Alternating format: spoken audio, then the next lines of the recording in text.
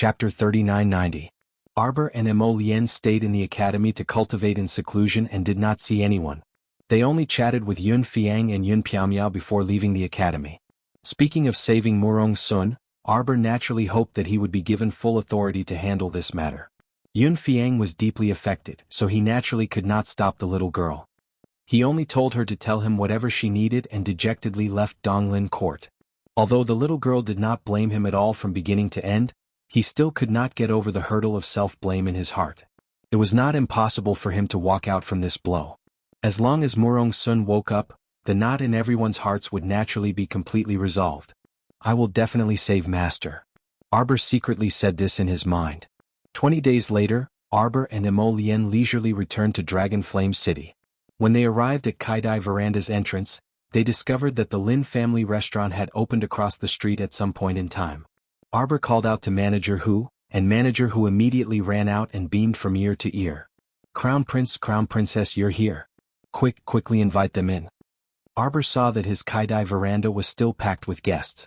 When he saw the diners all standing up to greet him, he waved his hand and said, "No need to be so courteous. Sit down and continue eating." Everyone hastily thanked him before sitting down with a smile. Arbor and Emolien did not disturb them and followed Manager Hu to a private room on the second floor. On the way there, Arbor purposely looked at the rooms on the second floor. He saw that the rooms were already occupied by guests and there was not a single empty room. It was clear that business was still flourishing. It was actually almost past mealtime right now, so other restaurants could not compare to having such good business. Arbor sat down and scooted over to the Crown Prince, who was fanning himself, to enjoy the cool breeze. He also asked curiously, "Old Hu, the Lin family restaurant that opened across the street can't be the Lin family I'm thinking of, right? Why did they name it so casually?" Old Hu was attentively entertaining the two of them, asking the waiters to quickly serve up some of their signature dishes. She rolled her eyes and said, "Who else could it be? Wasn't it the Lin family from Rong City? They've been fighting with our Kaidai loft for 7 days now." Speaking of this shopkeeper who had a belly full of anger. Every day there are special discounts and they even go around the streets to recruit people. Hey, they even found a few good-looking young men from Spring Full House to flirt with those ants. He recruited all of them. Emolien, looking at Old Hu's belly full of anger, he probably had been holding it in for more than a day or two. But I saw it just now. Our business is still good. Of course. When Old Hu mentioned this, his face was filled with pride and joy as he said, "Can other people eat our Kaidai veranda's dish, the holy rice? Even if she pulled a few naked people over to lie in front of their door, they might not be able to compete with us." Old Hu spoke sneakily, only to realize that the Crown Prince glanced at him indifferently after he finished speaking. He hurriedly raised his hand to slap his mouth and chuckled. This old servant misspoke. How could he say such vulgar words in front of the little Crown Princess? No wonder the Crown Prince glared at him. As they spoke, they heard the sound of gongs and drums from across the street. The little Crown Princess excitedly leaned against the window to take a look. At the scenery on the other side looks a little familiar. Chapter 3991. Red, orange, yellow, green, blue, indigo, purple. 7 figures that were as thin as lightning stood at the entrance of the Lin family restaurant, immediately causing the young ladies and young wives on the street to scream. Ya wah. A bunch of ear-piercing sounds instantly rushed into Arbor's ears. The little fellow subconsciously covered her ears with her hands, but her gaze fell on the 7 figures in front of the restaurant across the street. She seemed to be deep in thought. Haha. Prince Mo's cool laughter suddenly sounded in her ears. Very nice to see? Sir Jojo turned around and looked at him blankly. Who? Emolien pursed her lips, secretly suppressing the urge to laugh. Red, orange, yellow, green, indigo, purple. After parting last year and meeting again today, don't you think it's nice to see them? The little girl turned her head and looked at the 7 figures in front of the Lin family restaurant. I know them. This time it was Prince Mo's turn to be a little stunned. Ah, that's right, the little fellow's memory of miscellaneous matters was not very deep. Thinking of this, he couldn't help but secretly laugh. Of course he wouldn't remind her who these people were. At the entrance of the restaurant next door, there was a 50% discount sign. It led the passing women and young ladies into the restaurant, making a lot of noise. Arbor propped up her little chin with one hand and asked shopkeeper Hu doubtfully, Old Hu, do they do this every day? Isn't that so? Speaking of this Lin family restaurant, Old Hu had countless things to complain about. What's the use of lowering the price every day? Can they attract business with just a few beauties? Shopkeeper who said angrily, if the quality of the dishes doesn't improve, people will still only recognize our Kaidai restaurant. Arbor nodded with her chin in her hand. Suddenly she tugged at Emolien's sleeve. Look at that.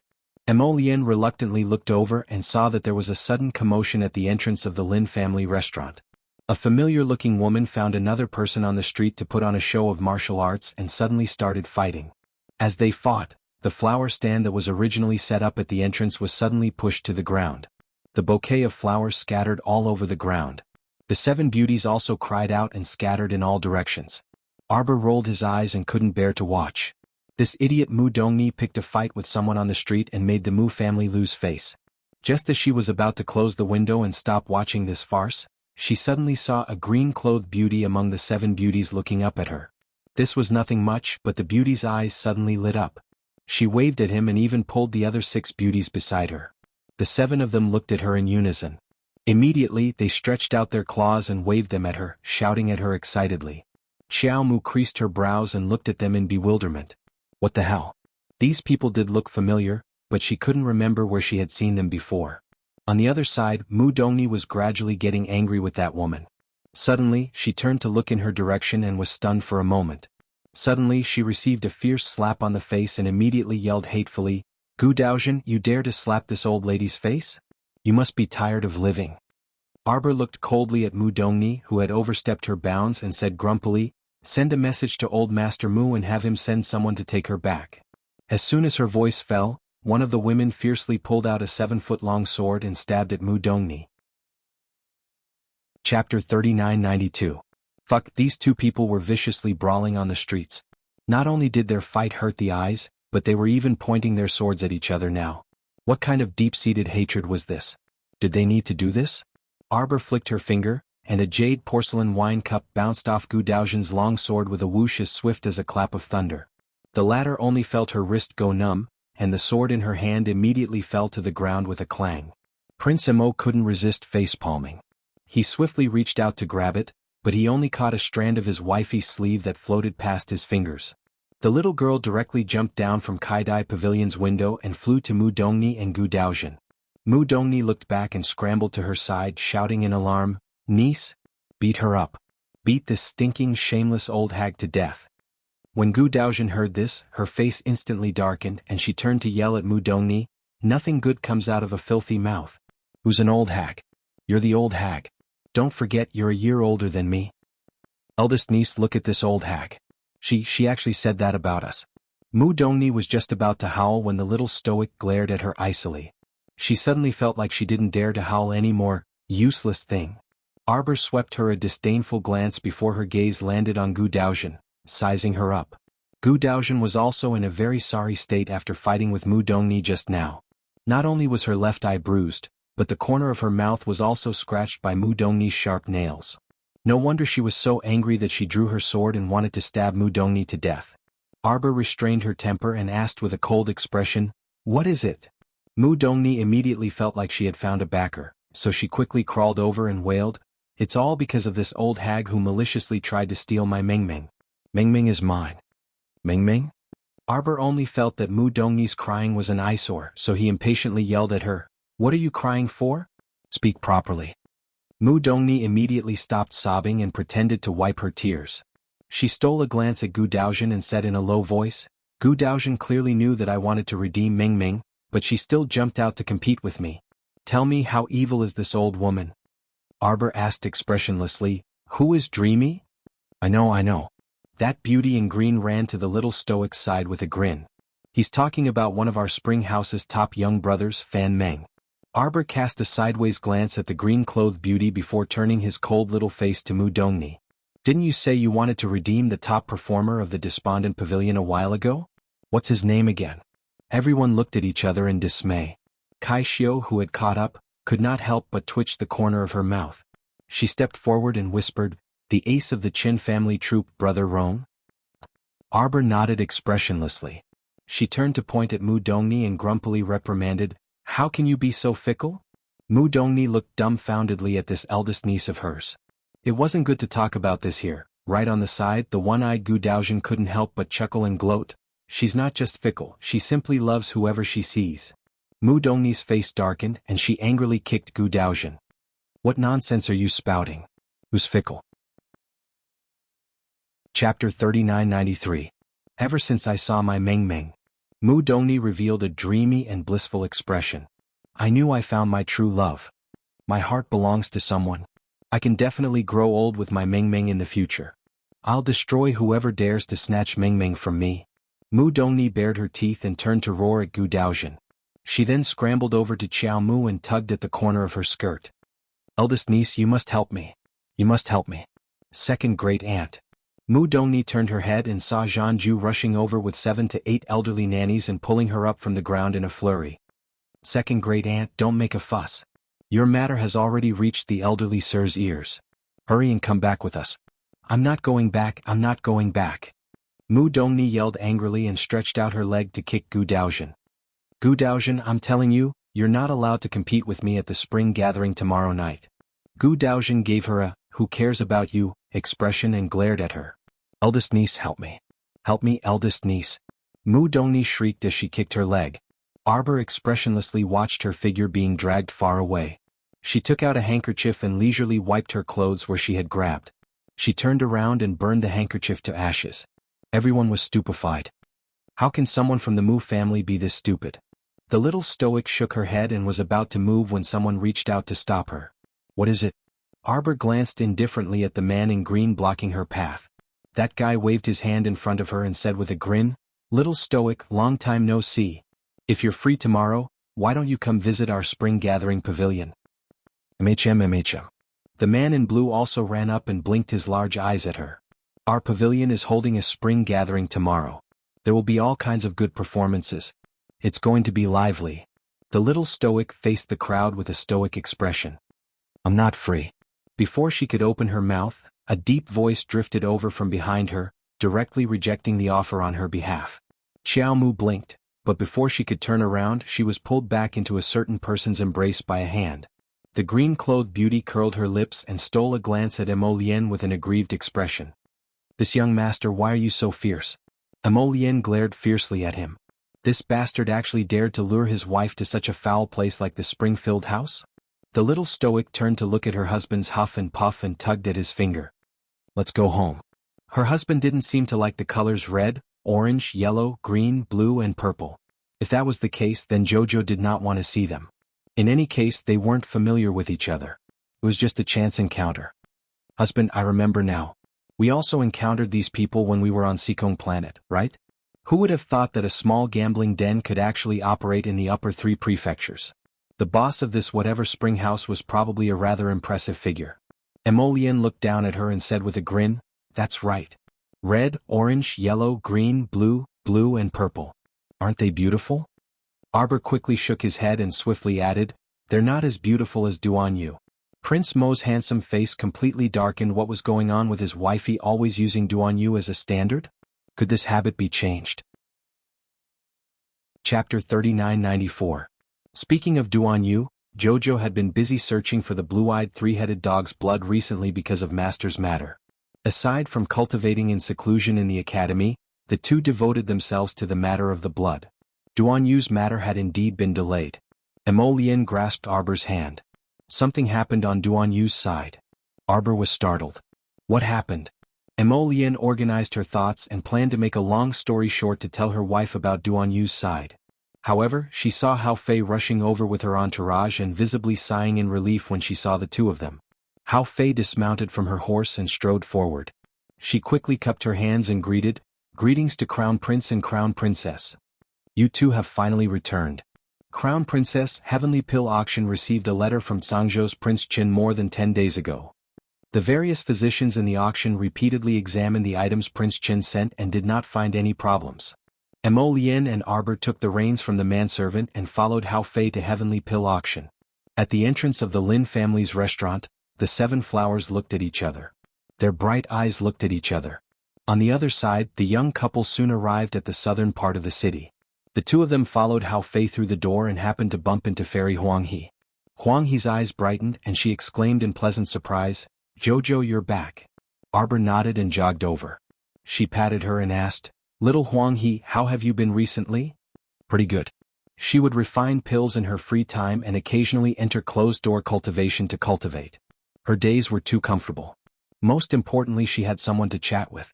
Xiao Mu nodded upon hearing this and was led inside by the two people. Soon, Fairy Yellow Crane accompanied her into a small, independent alchemy room.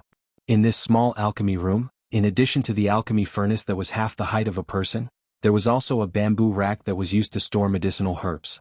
Fairy Yellow Crane took down an item wrapped in a square handkerchief from the top of the shelf. She carefully opened it and used a pair of tweezers to take out a fingernail. Arbor's face sank. He summoned the 9 stars mirroring the moon cauldron, took the fingernail and began to examine it. Not long after, Fairy Yellow Crane accompanied Arbor out of the pill room. Prince Imo was sitting in the inner hall, quietly drinking tea. When he saw the two of them come out, he stood up and asked, "How is it?" Yellow Crane Fairy clenched her fists angrily. Jojo found out. It's the poison of the soul-devouring flower. This substance is completely colorless and odorless when mixed with the rouge and powder used by the human body. If it is applied for a long time, it will imperceptibly poison the person. Only at a certain point in time, we can use the primer to completely detonate it, and the person will die silently. Fairy Yellow Crane said angrily, "Too despicable. This soul-devouring flower was completely useless against Xiozha. It can only bully mortal women." Emolian silently lowered her eyes. It was not important whether it was useful to other people. It was enough that it could strike a blow to Duanyu. If it is applied for a long time? Emolian asked softly, could it be that they were targeted the moment they returned to Tsang province? And Duanyu's mother was poisoned? Seeing Arbor's silence, Fairy Yellow Crane nodded and said, "It should be so. If one ingests a little bit of this thing every day, its medicinal properties are not enough to take a person's life. It would take at least half a year or more. Human hearts are vicious." Fairy Yellow Crane clenched her fists. Chapter 3995. Fairy Yellow Crane shook her head and sighed. Whose path can a mortal woman obstruct? The little stoic's small face was grim, and her eyes were brimming with bone-chilling chilliness. That guy must have been feeling terrible recently, right? She could empathize with the loss of his closest mother. How was he doing right now? Emolian pulled her small hand and said softly, "I've already sent people to inquire. That guy has been staying on Lonely Mountain's Imperial Mausoleum this past month. However, I heard that the Tsangzhou Emperor suddenly fainted during a royal court session the day before yesterday. His health, however, is deteriorating with each passing day. Empress Lu, the second prince, and the third prince's mother are fighting fiercely in the harem," Emolian said aloofly as she set down the teacup in her hand. "The royal court is also in a constant state of turmoil. The current Tsangzhou has Eagle City zombies causing chaos on the outside, while the courtiers and palace concubines are fighting endlessly on the inside. I'm afraid that once the Tsangzhou Emperor dies, Ming Province will make a move against them. It was impossible for him not to take a bite out of such a big piece of fat meat." Arbor paced back and forth in front of Emolian with her small paws behind her back. "How about we make a trip there?" Emolian shook her head. "We shouldn't go and add to the chaos. Duanyu will definitely make a move soon. We only need to send Tsangzhou spies to secretly cooperate. If we head to Tsangzhou right now, we will definitely leave some traces. However, if someone catches hold of this and accuses him of treason and collusion with the Divine Province, it will be very unsightly." Arbor sat down next to him in a huff. "Then we can't do anything?" "Of course not." A cold glint flitted through Emolien's eyes, and he gripped his wife's small paws with a grin. "We can add fuel to the fire. Let them fall into complete chaos." "Your Majesty." Great Eunuch Laifu ran over in a panic, nearly bumping into a floor-to-ceiling screen as he stumbled along the way. "What is it?" The Tsangzhou Emperor looked up with a slightly pale face. "Left Prime Minister Wu Yong and General Zhou request an audience." Recently, the Tsangzhou Emperor's health had been deteriorating day by day. It seemed to be an illness that had suddenly broken out.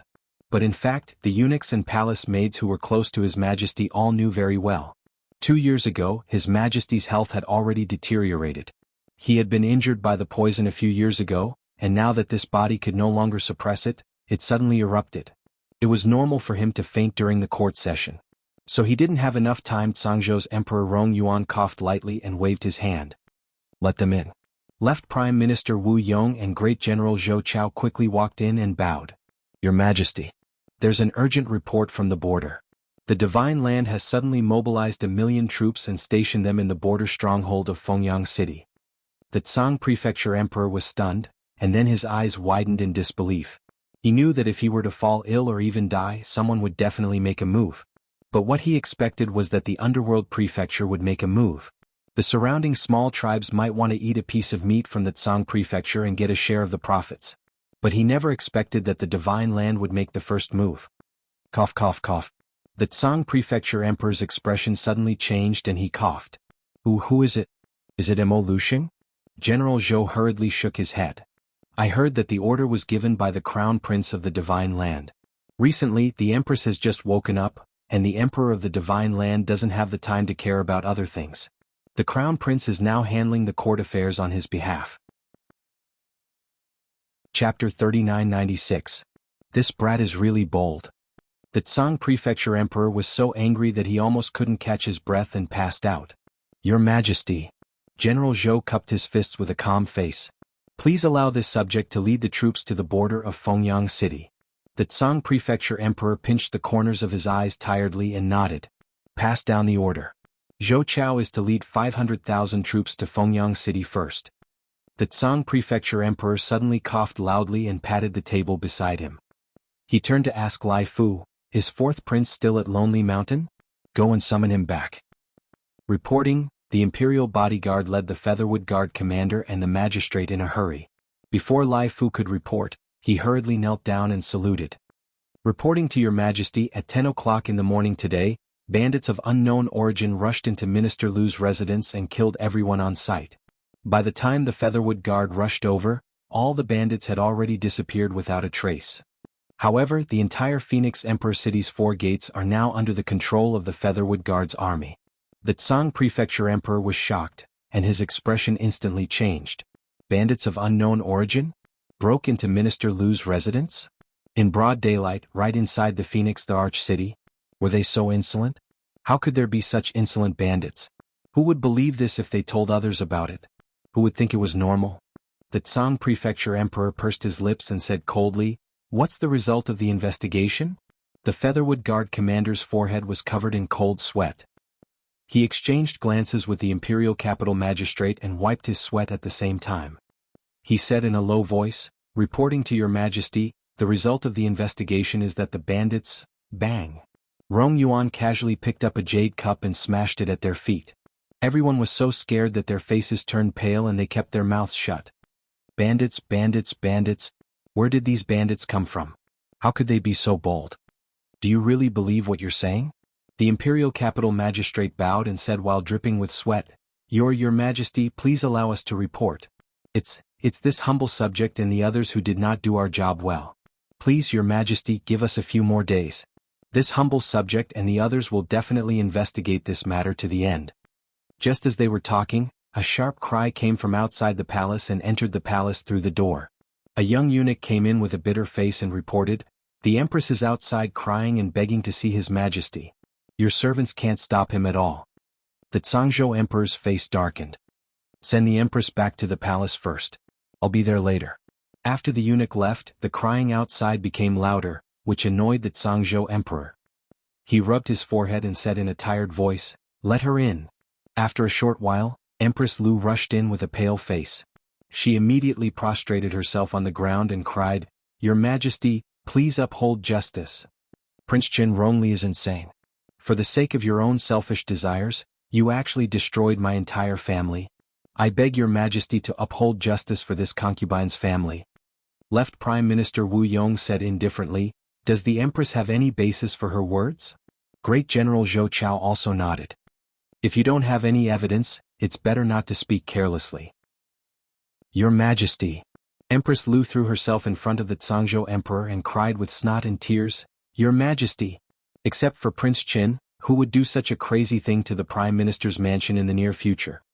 Empress Lu said angrily, Your Majesty. I request to punish this evil bandit and bring justice to our Lu family. Your Majesty, nearly 10,000 refugees have gathered at the city gate and are crying for justice. Chapter 3997. At the same time, A deputy commander of the Featherwood Guard also hurried into the palace, bringing with him a piece of shocking news. The 6 bandits who broke into the Lu estate to commit murder and arson had all surrendered themselves. Empress Lu's vision darkened when she heard this, and her face contorted as she exclaimed, "This empress wants to see which bandits are so audacious to break into my prime minister's estate to commit murder." She was certain that this matter was related to Duan Yu. However, those murderous bandits suddenly came to admit their guilt. What exactly was going on? Empress Lu speculated in her mind, but she was troubled by the lack of evidence to accuse Duan Yu. It was obvious that this whole thing had been planned from the beginning. From the moment the bandits broke into their Lu estate and slaughtered everyone in their estate to the moment the culprit came out to admit his guilt, the timing of everything was perfect. They stirred up a storm in the entire imperial capital, yet they wanted to calm it down all of a sudden. Who gave you the guts to toy with this empress like this? Empress Lu's sharp nails dug into her palms, and her eyes revealed a sharp and ruthless glint. Because a large number of refugees had rushed to the capital's city gates, the Tsang province's emperor could only send Wu Yong to investigate. This matter's eruption was strange and bizarre. However, the situation continued to develop in a strange direction, and it wasn't something that she, as the master of the imperial harem, could control. On the second day of the court assembly, several impeachment memorials were presented to the Tsang province's emperor. They were all impeaching Prime Minister Lu's family for seizing land and occupying forests on the outskirts of the capital, causing nearly 10,000 townspeople to become homeless and destitute. Was this matter very strange? Of course it wasn't. Which high official or wealthy merchant in the capital didn't purchase a few farmsteads or fields near the capital's outskirts? However, Prime Minister Lu's family had driven away a large number of residents because of the matter of seizing land. Whether there were nearly 10,000 refugees or not, it was obvious that no one wanted to investigate this specific number. In reality, even if the other officials had also done this kind of immoral thing, they all went with the flow and directly pushed the blame for the nearly 10,000 refugees onto Prime Minister Lu's family.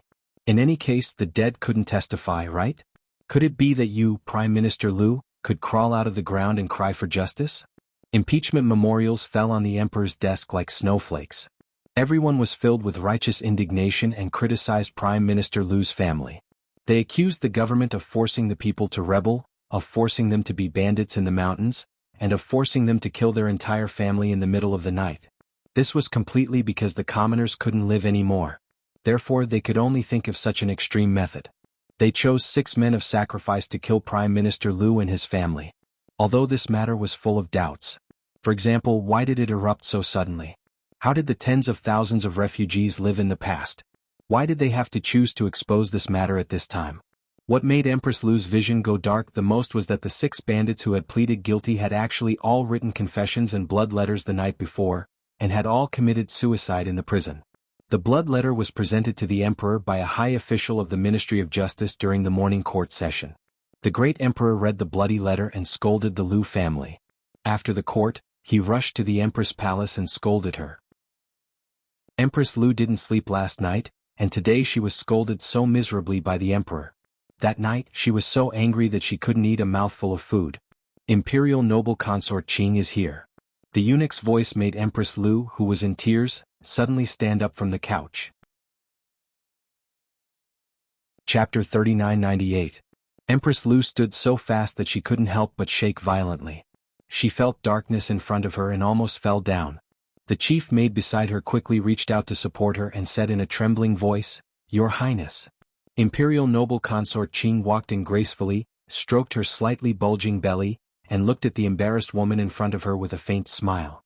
This lowly medicine woman actually climbed up to the position of imperial noble consort from a small noble lady in just a few months.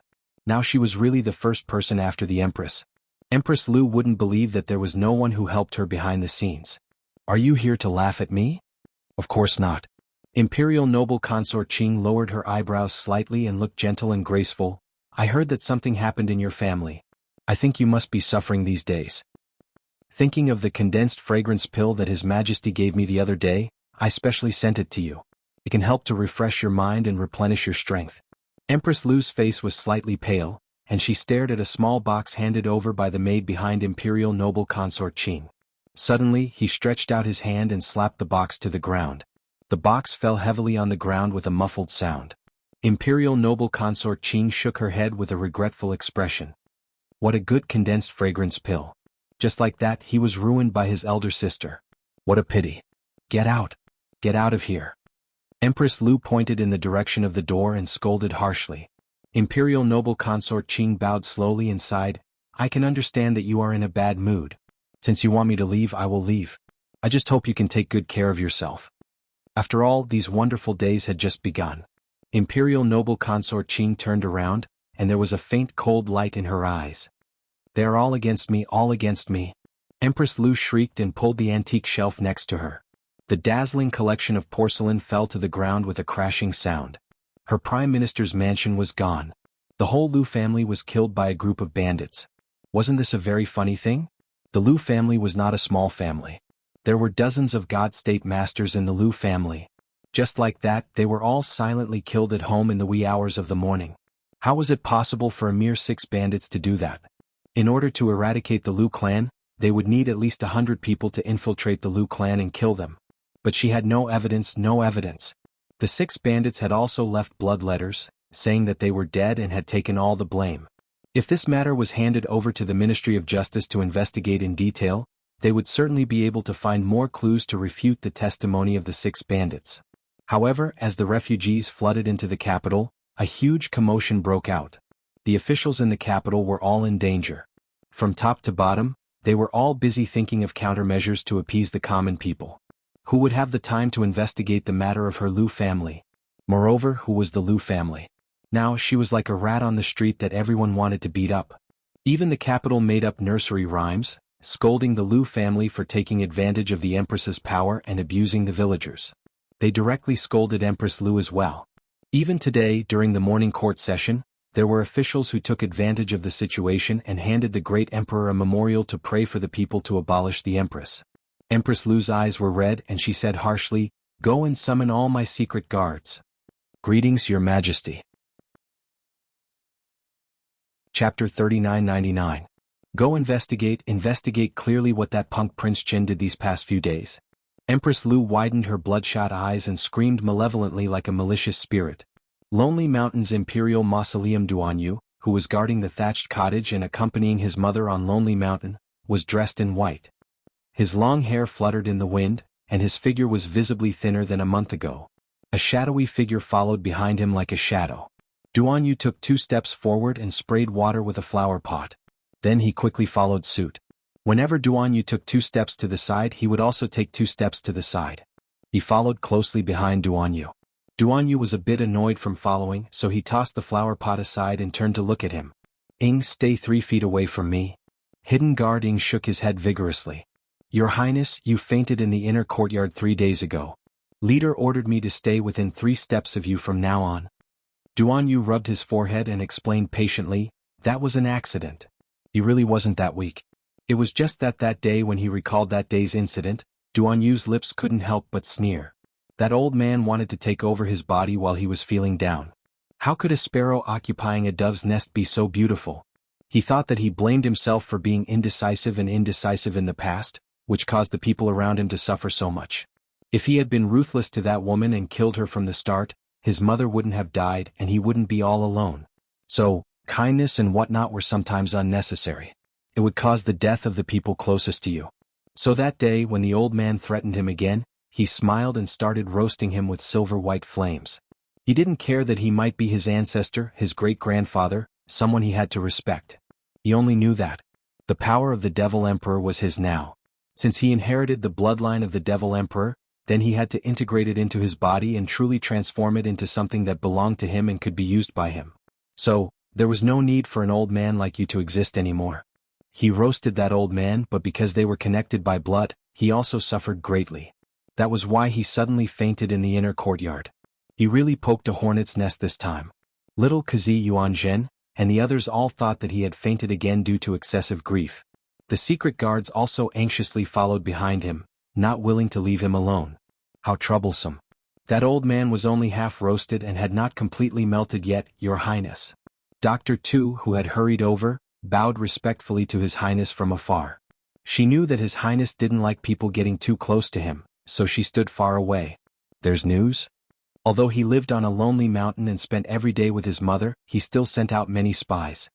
He knew very well that Jojo and Emolien had returned to the royal school, but he did not know the details. The heavenly elixir store in the divine land has sent a letter.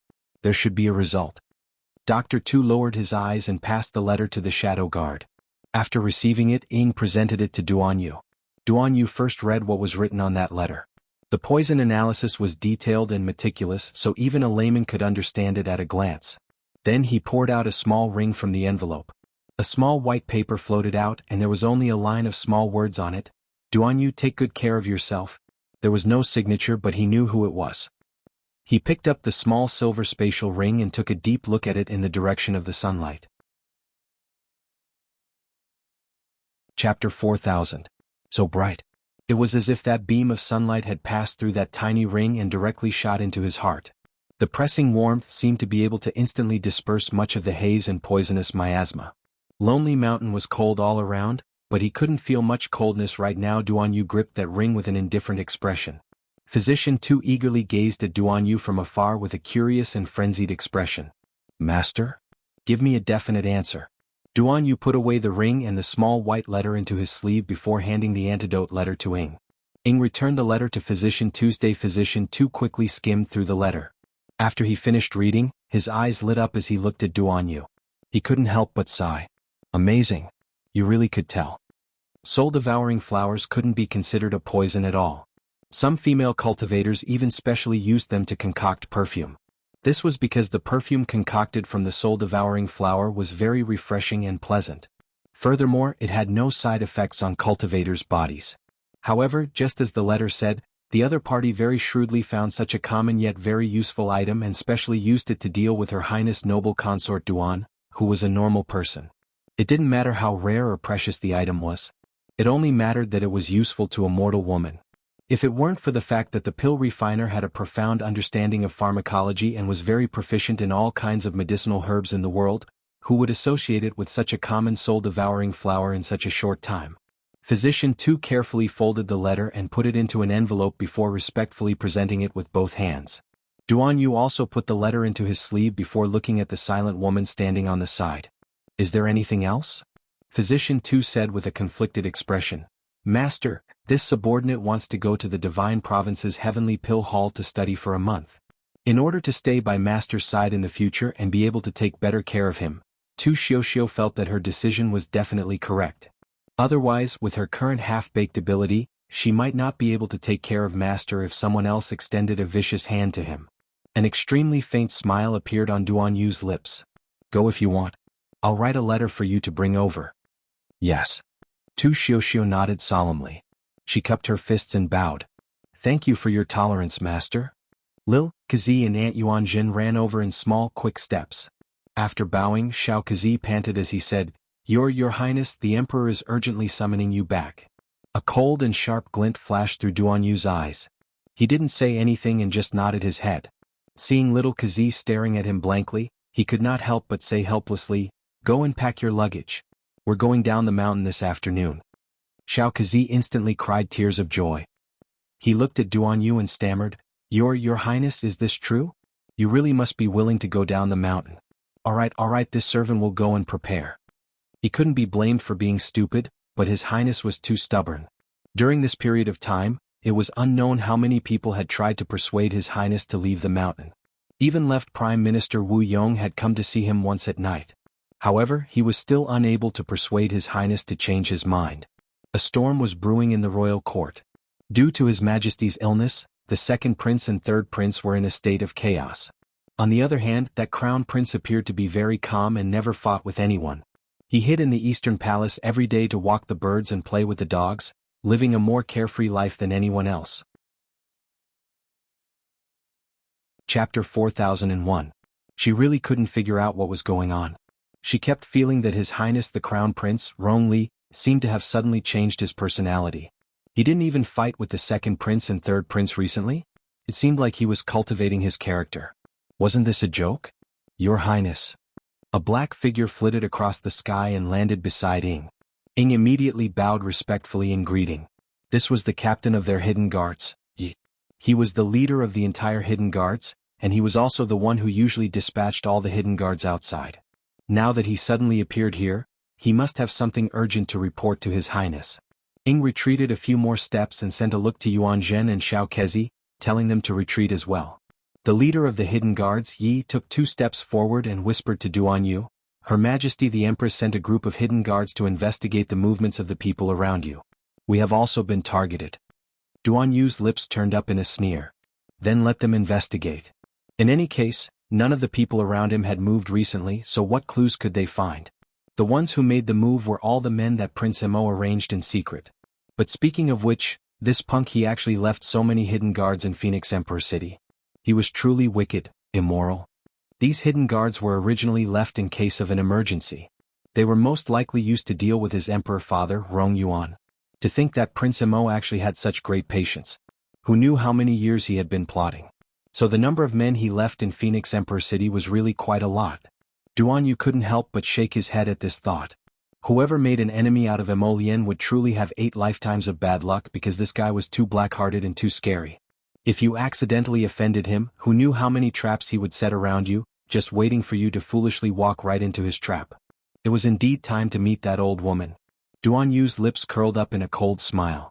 That afternoon, all the aristocratic families and officials in Song Prefecture's Phoenix Emperor City received the news His Highness Prince Chen had returned to the palace. Mai Qiao's section break. When Mo Lien pushed open the door and entered, she saw her wife drooping on the bed with her eyes half closed. Who knew what she was thinking about? From the looks of it, it was as if he had fallen asleep in the middle of his cultivation and was hanging by the side of the bed. Was that what he was thinking? Although his little wife's cultivation was impermanent, she probably wouldn't do such a strange thing, right? His footsteps were light, but he suddenly stopped and looked at the little guy with a strange expression. At this moment, he was absolutely certain that his wife had fallen asleep. He could even hear the sound of her even breathing. This wasn't even a light sleep. He was half hanging by the side of the bed. In a strange position, he was sound asleep. "Wife, you're really capable." She had never seen a cultivator fall asleep while cultivating. The corners of Mo Lien's mouth twitched. He quickened his steps and floated to his baby's side. He half squatted in front of her and looked at her sleeping expressionlessly with her head lowered. "Pooh." Mo Lien turned his head and glared at the guy who laughed at his wife. Zhichen blinked and poured himself a cup of cold tea. As he drank, he shook his head and said, "This is this noble one's first time seeing someone fall asleep while cultivating in seclusion? What do you know?" Mo Lien reflexively retorted, "Look at my Jojo, even though he's asleep." Chapter 4002. But the divine power surrounding her is still absorbing the divine power of heaven and earth. Don't you see the divine power surrounding her? Eh? It was only at this point that Mo Lien suddenly realized what he had said, and he immediately lowered his head to size up his wife again. Ma Shurchen also stopped laughing and carefully looked at his Zhou from head to toe. Then he exclaimed, You're right. She really is. Holy shit. Judging from the level of divine power in his body, Charles' cultivation speed in his sleep was actually not much slower than his normal cultivation speed. In fact, it could even be said that it was even faster than his normal cultivation speed.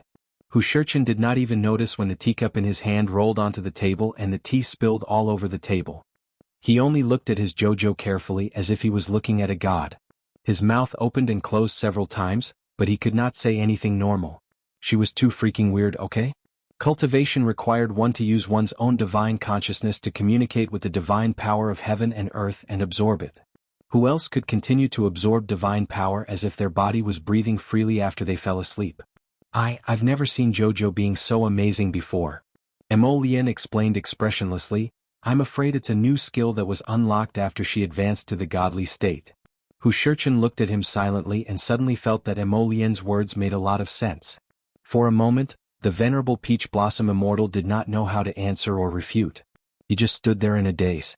Qiao Mu yawned and opened her confused eyes. She raised her small head slightly, and when she saw the Crown Prince's strange expression, she reflexively flicked her eyebrows. Why did you come back so early today? She suddenly realized that she was hanging by the bed and her little face stiffened. Then she immediately straightened her posture and continued to sit cross-legged. Only then did she realize that besides Mo Lien, the venerable Peach Blossom Immortal was also sitting at the table and looking at her with a confused expression. Both of their expressions were a little weird. The little fellow muttered in her heart. She put on a serious face and said to the venerable Peach Blossom Immortal who was looking at her, What are you doing? Don't disturb my cultivation. If the venerable Peach Blossom Immortal had tea in his mouth, he would have choked on it. Fortunately, he had the foresight and could not help but laugh strangely. Jojo, your cultivation method is quite unique. Emolienne pursed her lips and poked her little head with her finger. She coughed softly and said, "Baby, you fell asleep just now." Sir Jojo glanced at him and quickly denied it. Impossible. What kind of joke was this? How could she, Master Jojo, fall asleep while cultivating? If word got out, wouldn't it make people laugh their heads off? Emolienne and Ma Shurchin looked at each other and exchanged a helpless look at the same time. See, this is the little fellow's usual style, die beat, a duck die. Won't admit to it. Emolienne raised her hand and patted her on the head.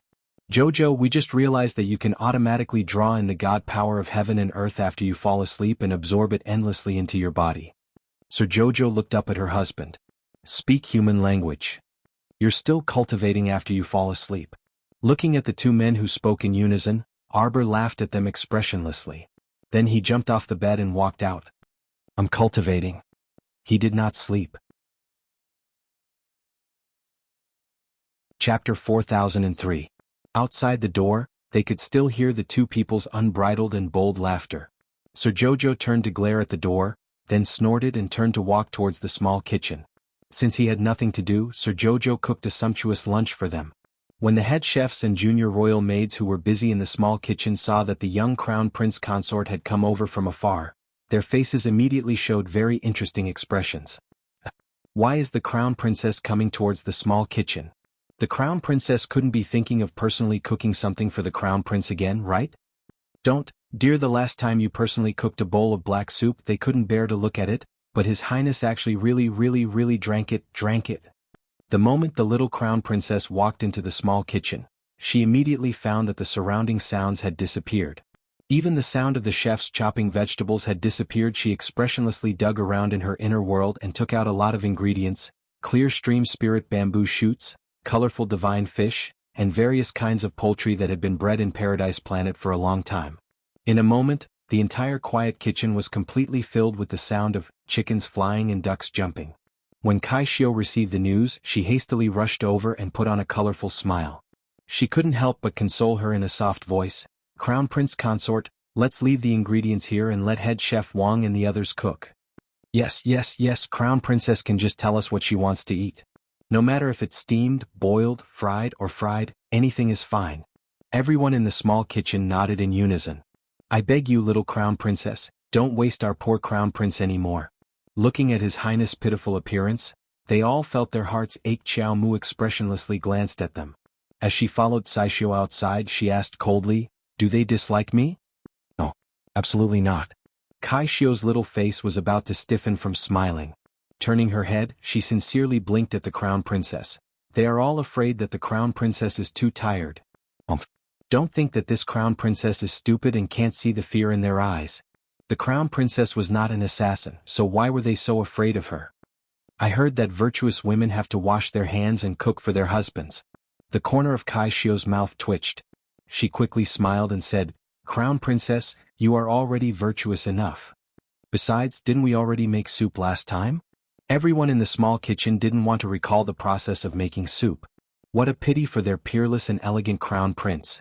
In the face of the bowl of special soup that his wife had brought over, he was actually able to drink it without any change in expression or heart rate as expected of the Crown Prince, who would remain calm even if MT Tai collapsed in front of him. They were the strongest warriors of the divine land. He was their future king at that time. The jaws of all the eunuchs and palace maids inside and outside the small kitchen had probably dropped to the ground when head chef Wang and the rest saw the little Crown Princess in the future. They would all have a trace of psychological trauma. Arbor touched his fingers embarrassedly. Isn't that a failure? She wasn't a fool. How could she not know that that black bowl of soup was a failure? How could there be a Lingji nourishing soup that turned into a black sesame seed? It must be that the recipe was wrong? She wasn't a chef in the past. Without training, how could she make a good soup? Chapter 4004. The corners of Kai Shio's mouth twitched. With great difficulty and a strange expression, she tried her best to dispel her little master's strange idea. Crown Prince Consort, the Lingji mushroom soup we made last time was definitely very effective. Although it doesn't look good on the surface, it's actually very effective. That bowl of Lingji soup made His Royal Highness so hungry that he didn't want to eat for 3 days. She felt that His Royal Highness was incomparably unlucky. His Royal Highness can't eat such good soup often. Didn't you hear the old saying? It's too weak to make up for it. Crown Prince is weak? Arbor looked stunned. No, it's too weak to make up for it, right? Kai Xiu tried her best to make up for the meaning in her words. Seeing the little Crown Princess frowning, she suddenly forced herself to change the topic. By the way, I heard that the city is very lively tonight. It said that the biggest spring house in the city is going to hold a spring party tonight. Kai Xiu couldn't help but cry silently after she finished speaking. Why did he have to rub his nose in it? His Royal Highness seemed to have warned them before that they were not allowed to mention the word spring house in front of the little Crown Princess. Sure enough, when the little Crown Princess heard this, her eyes couldn't help but light up slightly. That idiot Mu Dongni also mentioned it yesterday. Kai Xiu silently shed tears and forced a smile. Actually, there's nothing to see.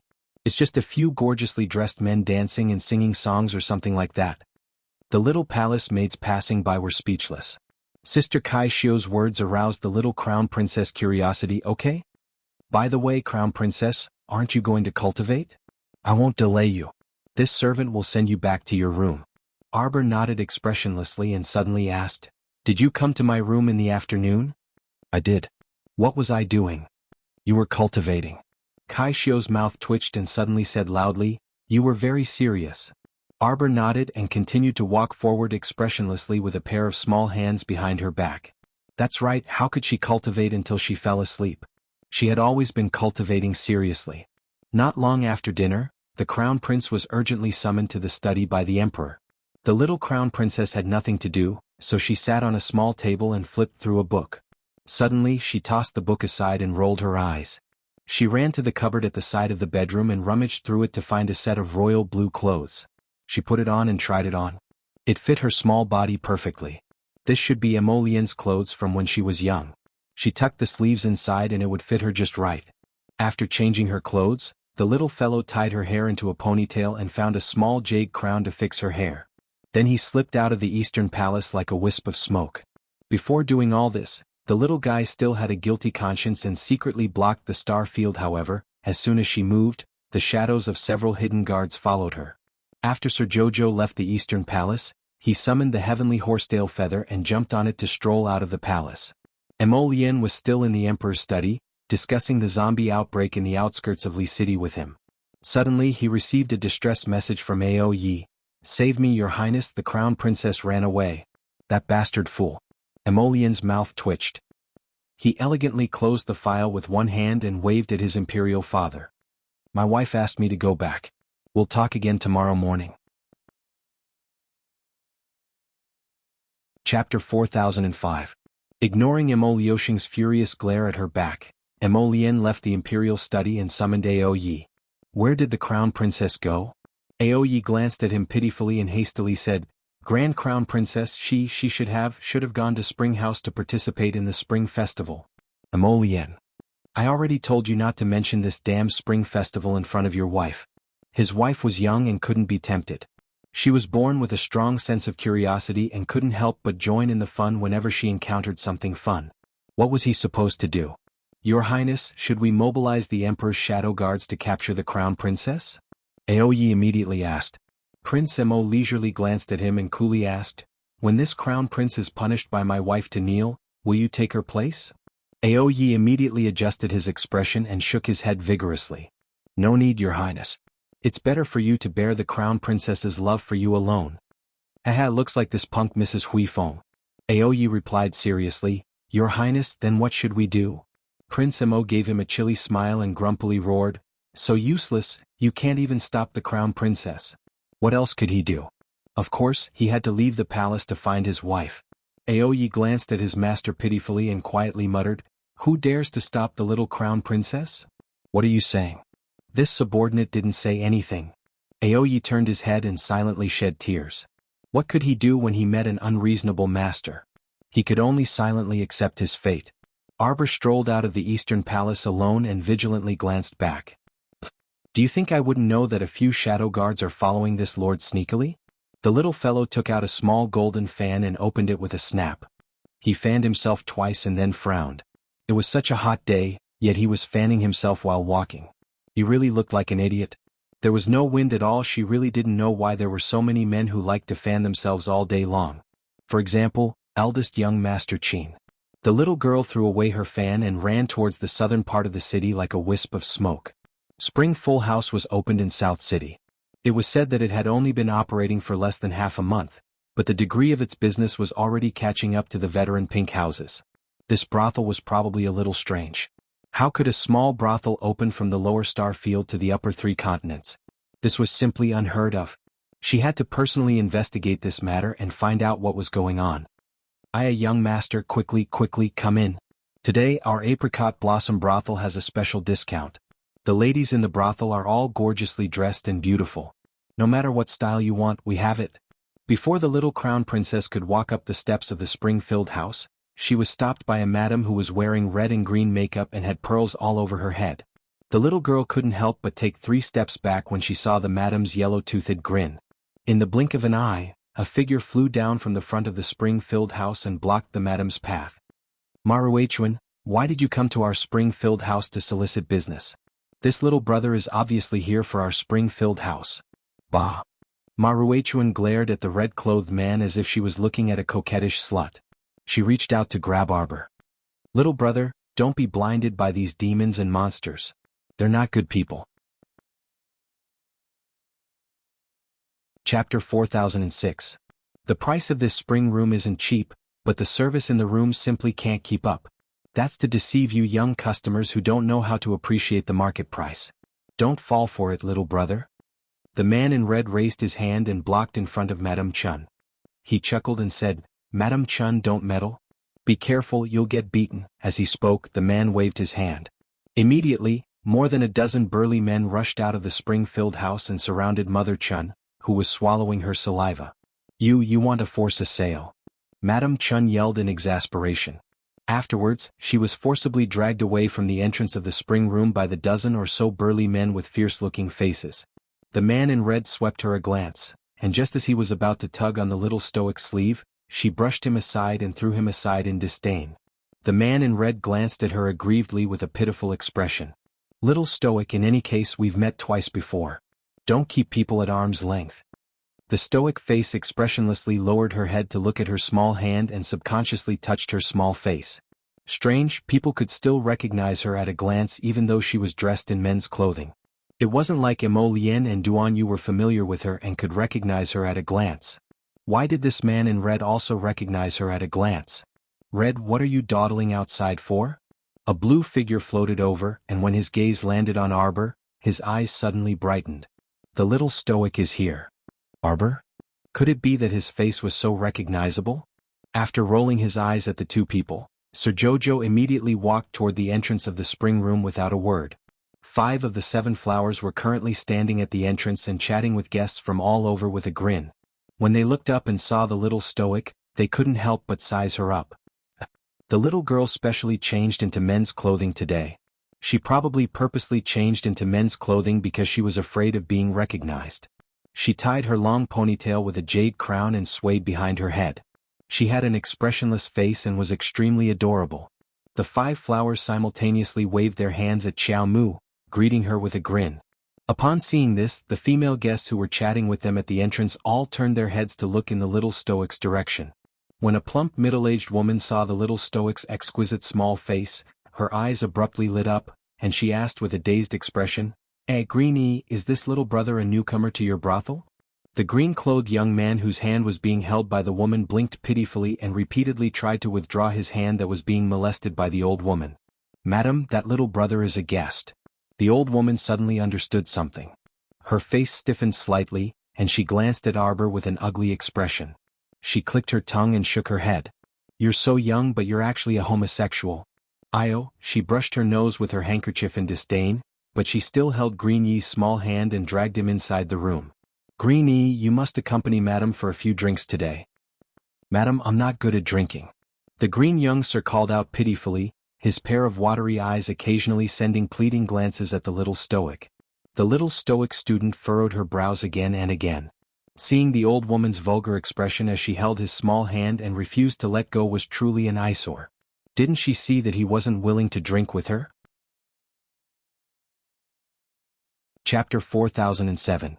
Arbor restrained herself, but she felt that there was no need to do so. Then, she dashed forward and landed a vicious eagle hook on the woman's left eye. Seeing that plump woman howl and roll down the steps, the corners of the 7 flowers' mouths twitched in unison, and they glanced at the stoic face in exasperation. The little fellow looked back and happened to see a carriage parked at the bottom of the steps. A white, slender figure emerged from the carriage and stepped out, almost stepping on the fat woman who had bumped into the carriage wheel. The newcomer hastily retracted her foot and looked up with a dumbfounded expression. Then she opened the small fan in her hand and almost laughed out loud. "Aya Jojo, it's truly a small world." Arbor rolled her eyes and pretended not to see eldest Chin's face that deserved a spanking. Following eldest young sir out of the carriage were 2 other young sirs who were also dressed in moon-white robes. Arbor swept a glance over them and knew that these 2 were also women dressed as men. She even recognized one of them. It was the Lin family's young Miss Lin Miao. Arbor wasn't familiar with the other woman dressed as a man, but seeing how familiar she was with Lin Miao, she guessed that she was probably a young miss from some aristocratic family. Eldest young sir waved his fan and walked up with a grin. He stretched out his hand in front of Arbor and said, "Jojo, are you here to join in the fun? Let me introduce you. These 2 are the Lin family's Lin Miao, and that's the Gu family's Gu Isin." Their carriage broke down halfway, so this young sir gave them a lift. Arbor looked at him expressionlessly, baffled. Why was this guy explaining things to her? Fan Meng and Fan Yu are starting their performance. Hurry, hurry, hurry. After a burst of lively voices, everyone surged into the building. Arbor followed the crowd and entered the door. She immediately saw Mu Dongni, who was squeezed at the edge of the stage and clinging onto it, repeatedly calling out, "Meng Meng Meng Meng. This idiot." A vein on Arbor's forehead throbbed slightly. "Don't you dare fight with me for my Meng Meng. Today, even if I, Mu Dongni, have to spend 10 million spirit coins to have a long talk with my Meng Meng." Pooh. Eldest young Sir Chin's irritating voice suddenly sounded in a certain person's ear. "Jojo, look at how explosive this scene is. If that jealous lover Mo Lien finds out that you came to this brothel to bid for the male courtesan Belle, tell me, how are you going to live your days?" "Nonsense." Mr. Jojo glared at him angrily. "Which eye of yours saw me bidding? What a joke." The crowd was too crowded and the little girl grew impatient. She turned around and punched a madam's waist, causing the madam in front to fall forward. Cries of alarm rang out. At the same time, Mr. Jojo turned around and kicked another woman who had squeezed her way forward. In just a few moments he cleared, through, all the people around him out. The corners of eldest young Sir Chin's eyes twitched. He couldn't help but secretly applaud the little girl's violence. Taking advantage of the chaos, the little fellow slipped away, shaking off eldest young Sir Chin, who was following her like a shadow, and ran up to the 2nd floor. If there was something strange about this brothel, there would always be some clues left behind in the room. The little girl kicked open the door, and 2 panicked screams of varying lengths immediately rang out from inside. "Sorry, this lord kicked the wrong door. You 2 can continue, huh?" The little girl closed the door and turned around, reflexively dodging a sharp grab. Chapter 4008. That person's vicious claw really did have the intention of tearing the little girl apart. However, what kind of person was Arbor? How could she be torn apart by that person's claw? She stretched out her fist and pointed, and a blue spiritual flame shot towards the other party's arm. Chi. That person covered his face and retracted his arm. His 5 fingers quickly extinguished the blue spiritual flame, and then he quickly kicked open the door to the side of the room. Ah! The 2 unlucky fellows who had already been kicked in the door before were startled again. Trembling, they knelt on the bed and hugged each other in a twisted posture. With a whoosh, the masked man brushed past their bed and jumped out of the window to escape. His figure quickly disappeared into the twilight. Arbor was baffled. She lowered her head and looked at her little hand. She blinked her eyes in thought. That person was clearly aggressive and wanted to kill her at first, but why did he immediately retreat when she turned around and looked at him? Could it be that this person also recognized her? The little girl had a puzzled expression. She closed the door for the 2 unlucky people and shook her little paw. Continue. Continue, your sister. After being interrupted twice in a row, who could continue? The 2 people looked at each other in dismay and couldn't help but spit at her. Arbor knocked on the 2nd door and leaned forward to listen. Seeing that there was no movement inside, she pushed open the door and ran in. She rummaged through the chests and cabinets. This room looked very ordinary, just like an ordinary guest room. At a glance, other than a screen and a bed, there was only a simple storage shelf in the corner with a few scattered books and trinkets. Arbor searched for a long time without finding anything, so she sneaked out of the room. She rummaged through the second floor and searched through 4 or 5 rooms in a row. Finally, she reached the innermost part of the corridor and entered an elegantly decorated room. The little girl wiped her sweat and sat down at the table. She secretly scolded the owner of this little brothel for being so crafty. She rummaged through several rooms in a row, but she didn't find anything. This was simply illogical. As far as she was concerned, this strange little inn had to be hiding something for her. Now that she thought about it carefully, it was very strange that Yi Lingmin had led her to that building that night on Sikong Planet. At that time, Yi Lingmin also said that Shuntian Prefecture's prefecture Lord Gung Pengcheng's underground base was located under the entire red light district. But was that really Gung Pengcheng's underground base? Or was it the power behind him? Ever since she arranged for Dun Zong to stay in Shuntian Prefecture, Tianyun's people never appeared to contact him again. This meant that Dun Jin's identity must have been exposed. However, it was clear that the current Tianyun had placed all his attention on the upper 3 continents. He would definitely not spare any time to deal with the Dun clan in the Shuntian Prefecture. If they didn't have any background, who would have the leisure to open a small brothel in the upper 3 provinces? With such wealth, power, he could have done something else. Why did he have to continue to open a brothel in Shenzhou? Could it be a strange stronghold? Under the jurisdiction of the Heavenly Fate Administration, the more the little girl thought about it, the more suspicious she became. She sized up the room. There was probably a secret passage in this place, right? The little girl stood up and rummaged through the boxes and cabinets to continue searching. She knocked on the floor in the bed trying to find some secret passage. After rummaging for a long time, she found nothing and tired herself out. A certain little person thumped her little waist and raised her head speechlessly. She propped up her chin in puzzlement and squatted by the table, thinking about something. Chapter 4009. Could it be that Sir Jojo's clever brain was mistaken? However, she had once used her divine perception to secretly investigate the red, orange, yellow, green, blue, and purple at the door. Indeed, there was nothing in their heads, and there wasn't the slightest fluctuation of spiritual energy on their bodies. They should be mortals. It was very strange. Sir Jojo was crouching next to the table when he suddenly heard a sound coming from the door. Without thinking, he immediately stuck an invisibility talisman on himself. Bang! The door to the room abruptly slammed shut. A slightly familiar voice then came from the door, calling sweetly, "Ming, am I dreaming? Wow, I'm really touching my Meng Meng." Arbor. Why was Mu Dongni, this scoundrel, everywhere she went? Madam, don't be like this. I still have to perform a song on stage later. You, Meng Meng, you can just have someone else play the song. It's rare for us to meet, so how about you accompany me for a drink or two?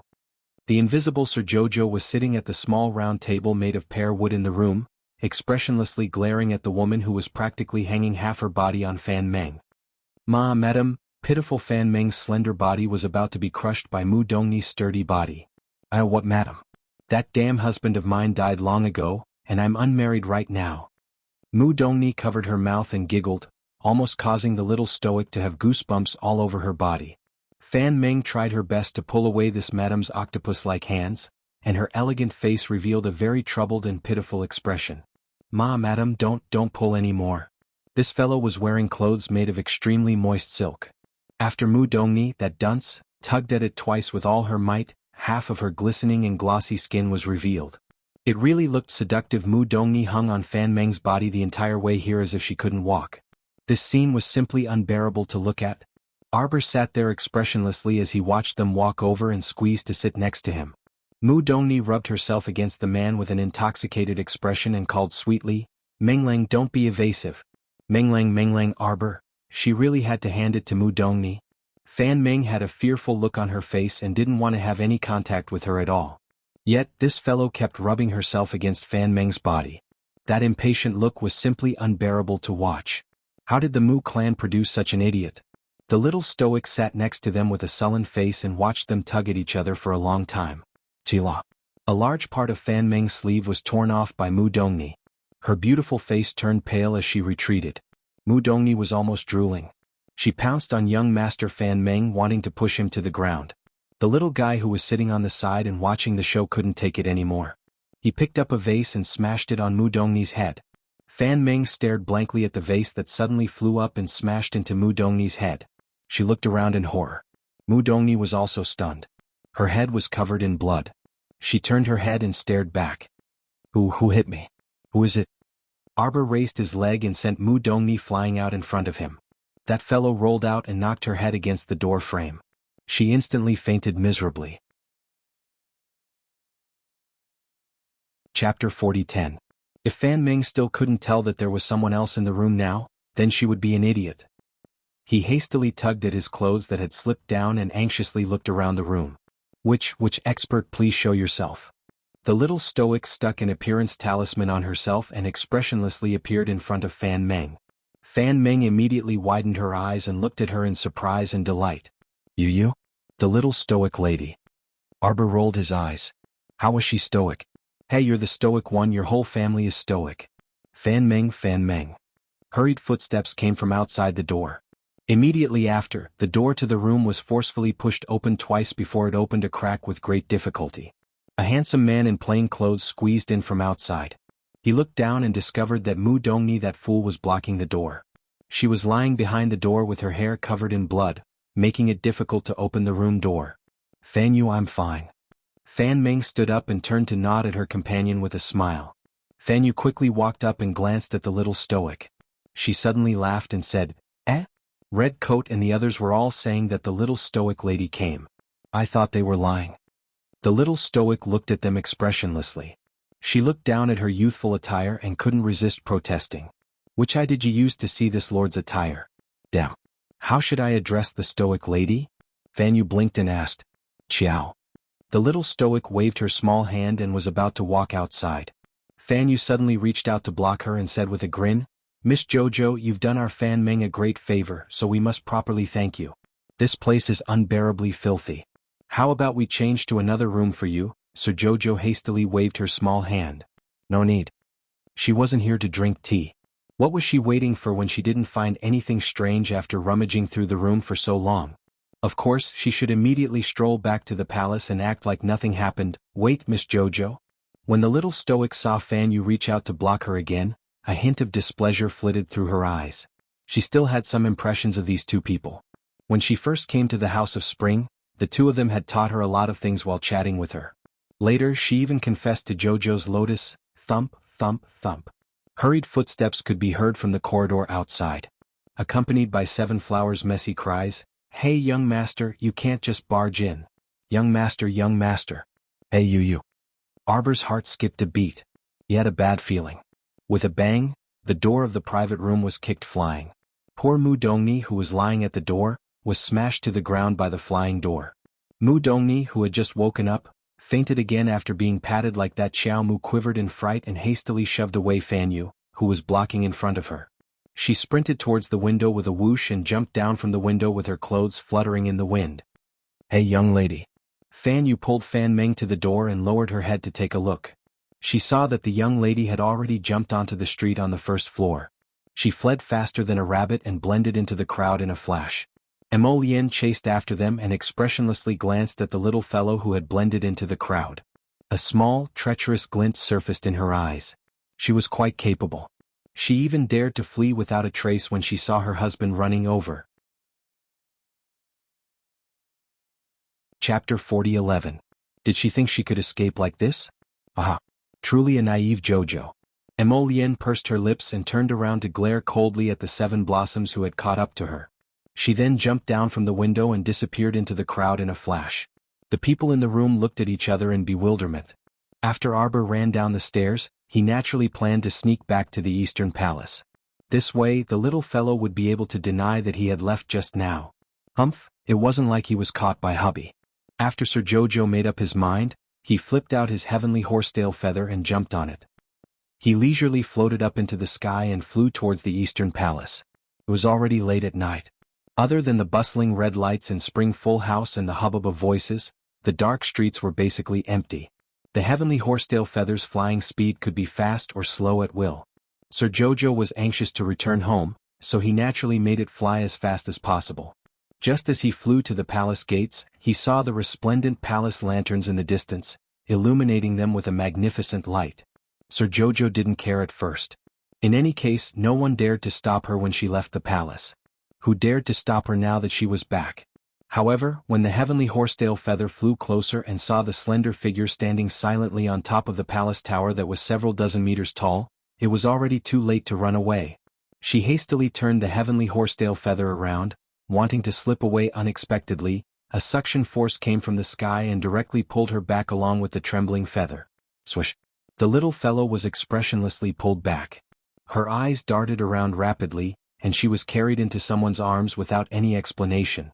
The little crown princess obediently stayed still and blinked. She turned around to look at her husband, who was smiling at her with his head lowered. "Hubby, someone attacked me just now." "Then wife, did you clearly see who attacked you?" The little stoic shook her head repeatedly. "He was masked and ran off without a trace. I suspect that this person is very strange." Emolien nodded and looked at her with a smile. She gently touched her little face with her finger. "Jojo."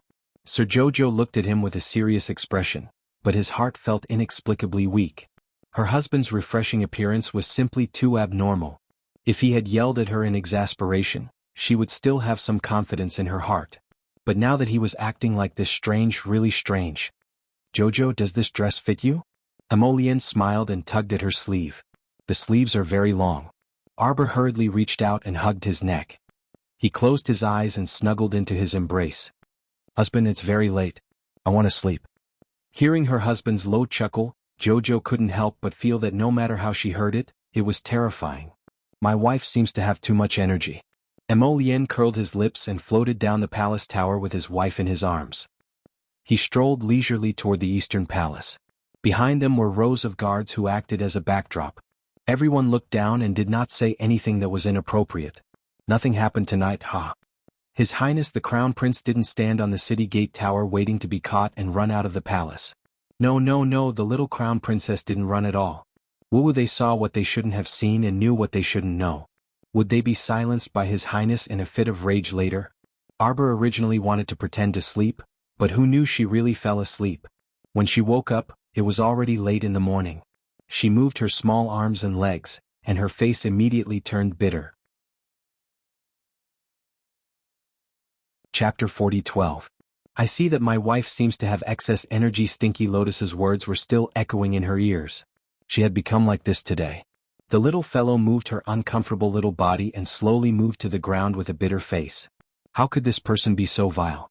Didn't he just sneak out for a stroll? He actually tormented her for an entire night. She remembered that she was tormented awake in the middle of the night, groggy and half awake. She didn't know what kind of medicine this bad guy blew on her, but now her whole body felt uncomfortable. Her small hands and feet were also somewhat weak, infuriating. She vowed not to beg for mercy, and even more so, she couldn't be weak. The little crown princess moved to the ground and immediately made an "I-O" sound. She put her hands on her waist and frowned pitifully. "Crown princess, you're awake." Kai Chi and Kai Shio were holding toiletries, clothes, shoes and socks as they walked in with a smile, looking at her with pursed lips. Arbor was expressionless as he sat upright on the edge of the bed. He stretched out a pair of small paws and said, "Change clothes." Kai Shio was overjoyed. The crown princess usually didn't need their help. Now that she suddenly had a mischievous look, it was really fun to look at. After helping the little crown princess change clothes and wash up, Kai Shio pursed her lips and said with a smile, "Crown princess, His Highness just brought a lot of books from the Imperial Hospital for you. You'll have books to read during this period of time. His Highness wants you to read books after breakfast. He'll be back in the afternoon." Jojo scolded him 3 times in a row.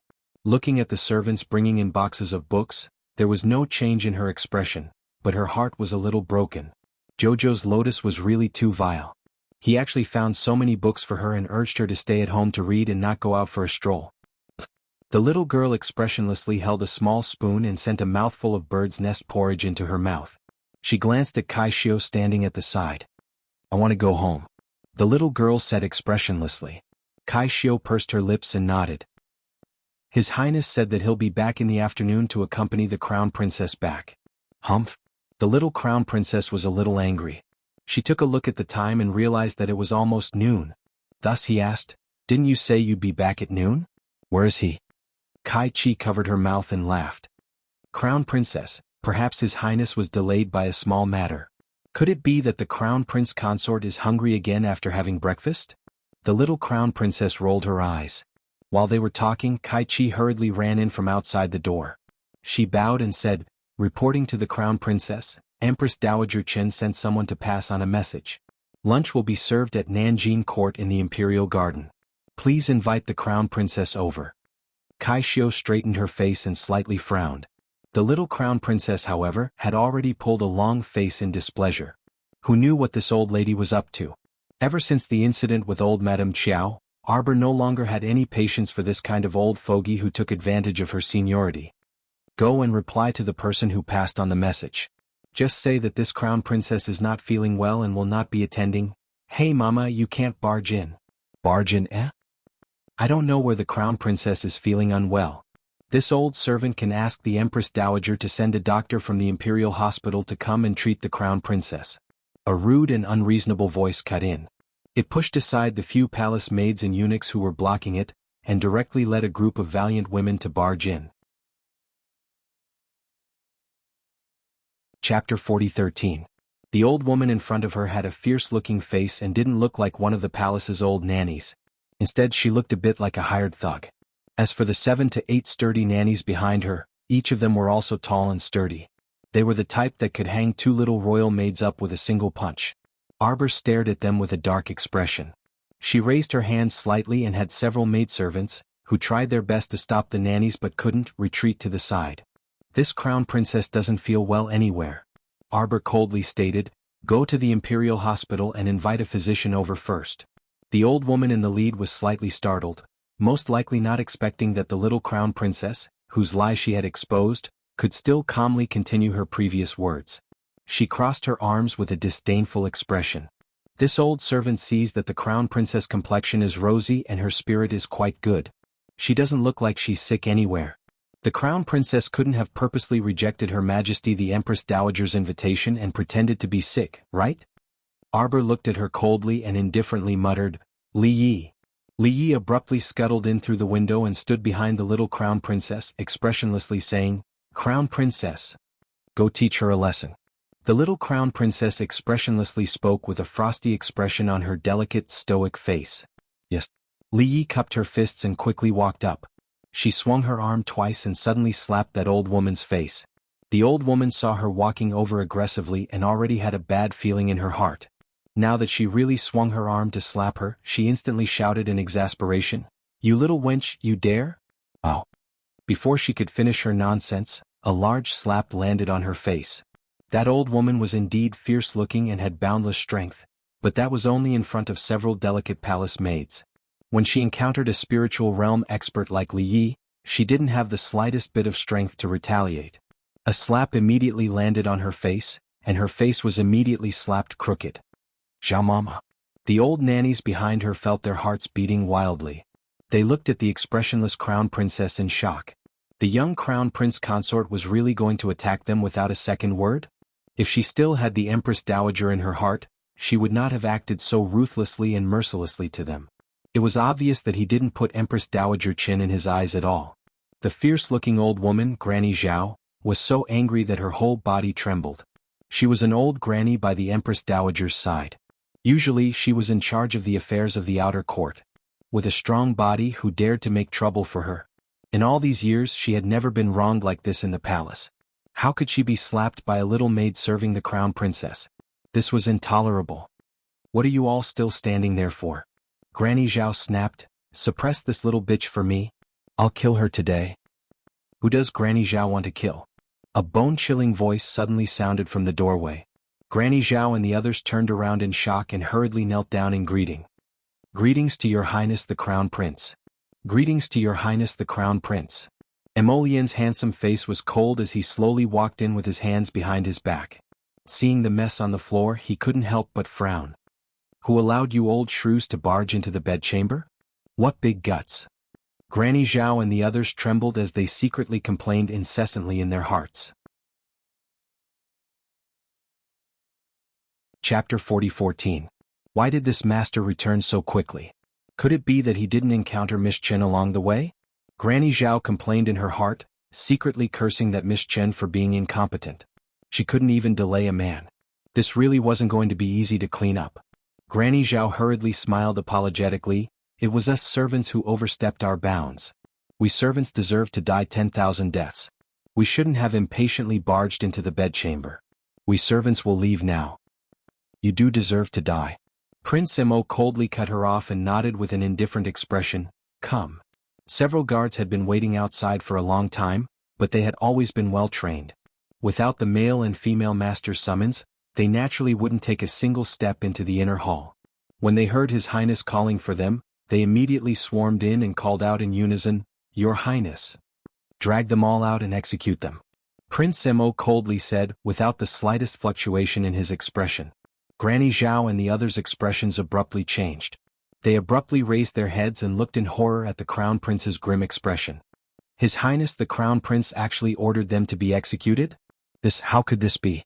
His Highness really didn't give them any face at all, these old people by the Empress Dowager's side? Granny Zhao trembled. When she saw the guards come forward to drag them away, she hurriedly cried out, Your Highness, spare us, Your Highness. We servants are under the Empress Dowager's orders to specially invite the Crown Princess Wu.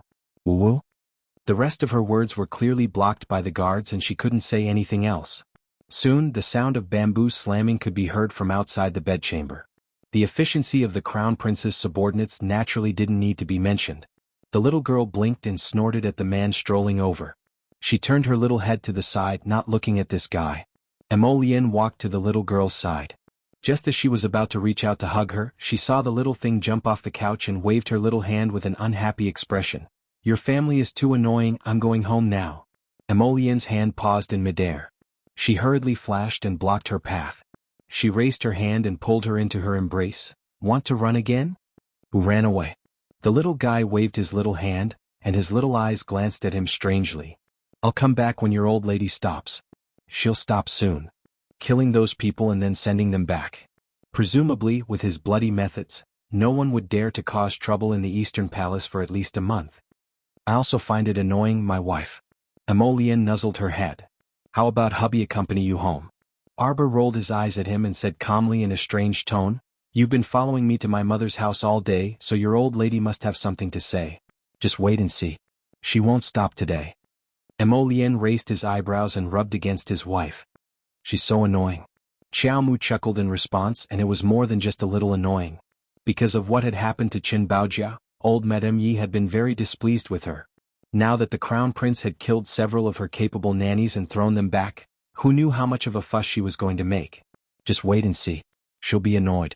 Sure enough, in less than 2 hours the young couple received the news that the Emperor had summoned them. They looked at each other.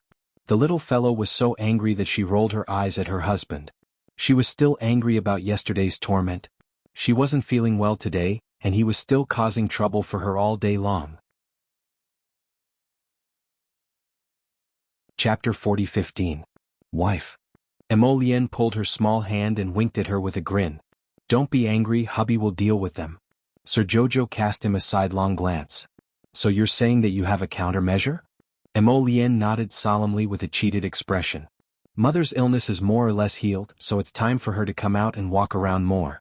Let's go pick up Mother first before going to see Royal Father.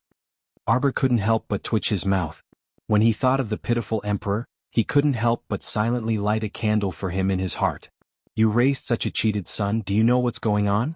Wife, what's with that look? Mo Lian poked her small face with a smile and lowered his head to whisper in her ear, Don't be angry with hubby anymore, alright? Hubby will definitely handle this matter properly. He stole a kiss and winked at her with a grin. Sir Jojo cast him an irritated glance. If it weren't for this guy tormenting her until she was completely exhausted, how could she have rejected elderly lady's invitation right off the bat? If she had some energy she would have played with elderly lady. It wasn't like she was afraid of her. The young couple sat in the carriage and strolled to the Emperor's Zenith Palace. They weren't in a hurry to see the Emperor, so they ran to see their mother first. When the Empress heard that her son and daughter had come, she was very happy. Her originally pale cheeks were now flushed with warmth. When Prince Mo saw his mother, he aggrievedly grabbed his wife's small hand and ran over. As soon as they met, he complained to Her Majesty the Empress, Mother, your son's wife is about to be bullied to death. This cheated crown prince blabbered on and on about how the queen dowager allowed a wicked servant to trespass into the eastern palace's bedchamber and even spoke nonsense to her own daughter-in-law and refused to be disciplined. After he ordered someone to beat her to death in a fit of rage, the queen dowager wanted to make trouble for them and so on. Regardless of whether it was right or wrong, complain first. The little stoic expressionlessly sat on the small stool in front of the empress and obediently placed her two small hands on her knees. Her pitiful appearance immediately entered the hearts of everyone in the empress's palace. The empress glanced at her silent daughter-in-law and was immediately filled with righteous indignation. These wicked servants are really bold. The maids and palace maids around the empress were the confidants of the emperor and the empress. These past few years she didn't leave her residence and stayed in the underground ice palace to take care of her majesty, so she didn't know much about the little stoic, this crown princess. After hearing the crown prince's description, they all secretly sympathized with the little crown princess. She was so young and didn't have any background in the imperial city. She was bullied by the old madam every day. How pitiful. Come with me to see your father. The empress was furious. He got up and ordered the servants to change their clothes. He planned to accompany his son and daughter-in-law to the imperial study to have a good talk with the great emperor. Mother. Prince Immerse said aggrievedly, a few days ago, Jojo needed a relatively quiet environment in order to make the soul-returning pill for Mother. The palace was too noisy, so we moved to Jojo's maiden home for a while. However, the old madam bore a grudge against Jojo. A certain little person obediently sat on the small stool without uttering a word. The empress pulled her up with heartache and stroked the child's head. It's been hard on our Jojo. Don't worry, I'll go talk to your father. We can't let people wrongly accuse you. The empress was displeased and muttered softly, You've been tormented like a day for several decades.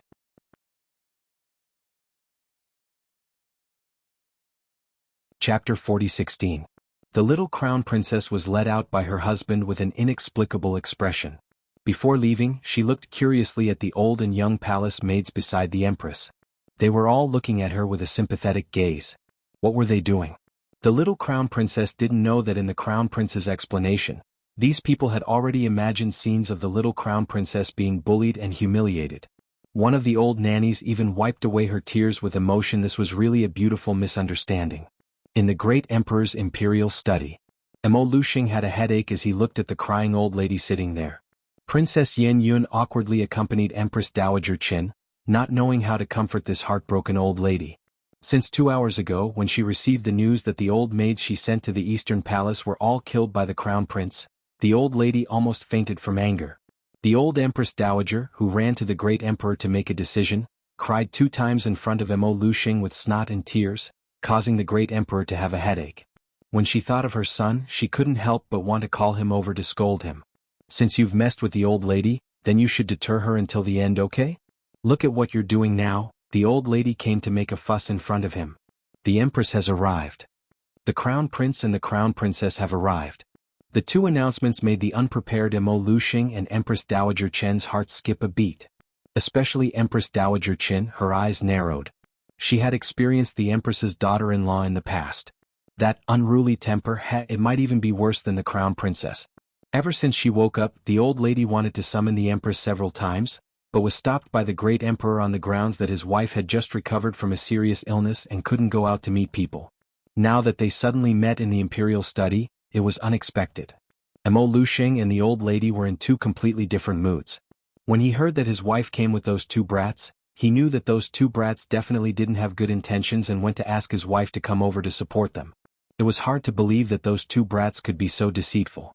Emo Lushing expressionlessly looked up at the 3 people who came in. His originally taut handsome face couldn't help but soften a bit when he saw his wife. She quickly walked out from behind the desk and greeted by Wuxia.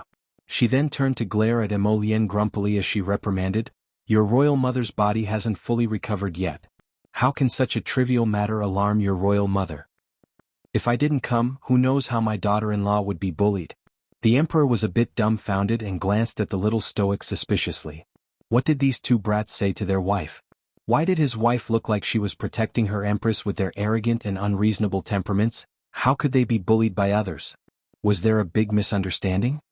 Wuxia. Emo Lushing pulled her small hand, chuckling as he smoothed things over. How could that be? Little glutinous dumpling's wife was not easy to deal with. His wife had been kept in the dark by these two brats and thought that they were good people. What was she supposed to do? Bai Wuxia brusquely pushed away the great emperor's hand and turned to look at the furious Empress Dowager Qin. I haven't seen the Empress Dowager in many years. Seeing you today, the Empress Dowager's graceful bearing is still the same. Empress Dowager Qin's lips twitched with a fake smile. Chapter 40:17. Bai Wuxia was helped to sit down by Emo Lusheng. The Empress Dowager sat opposite her and watched. Seeing this scene, she pursed her lips.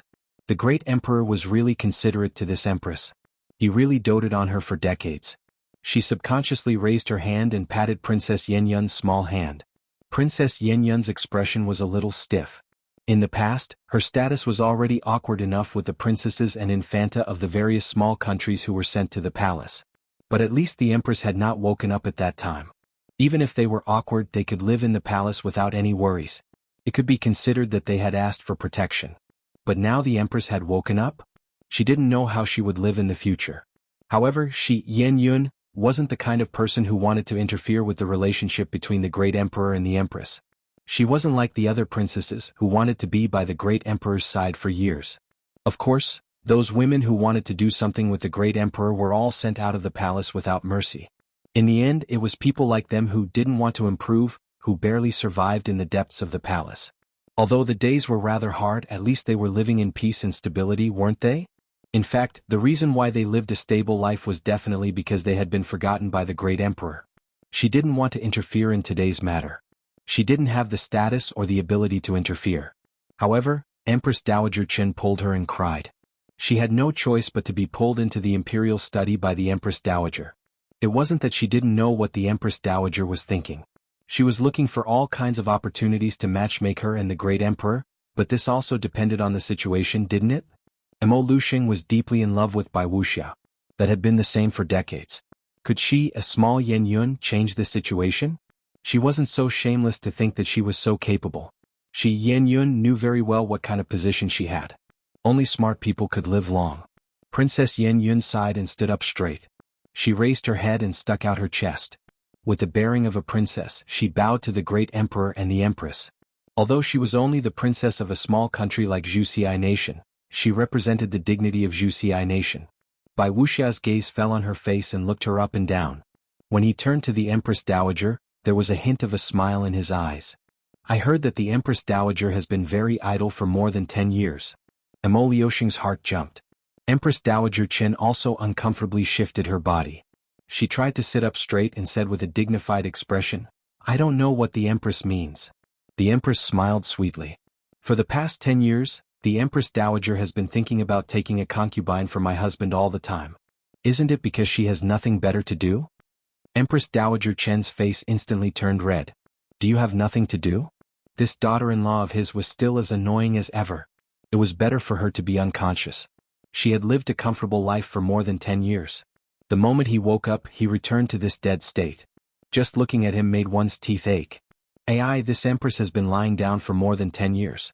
Things have remained the same, but people have changed. Bai Wuxia took out a handkerchief and wiped the non-existent tears at the corner of his eyes. He said faintly, now, anyone can climb on top of this empress's head and behave atrociously. Emo Luosheng's eyelids kept twitching. Chapter 40:18. Mother.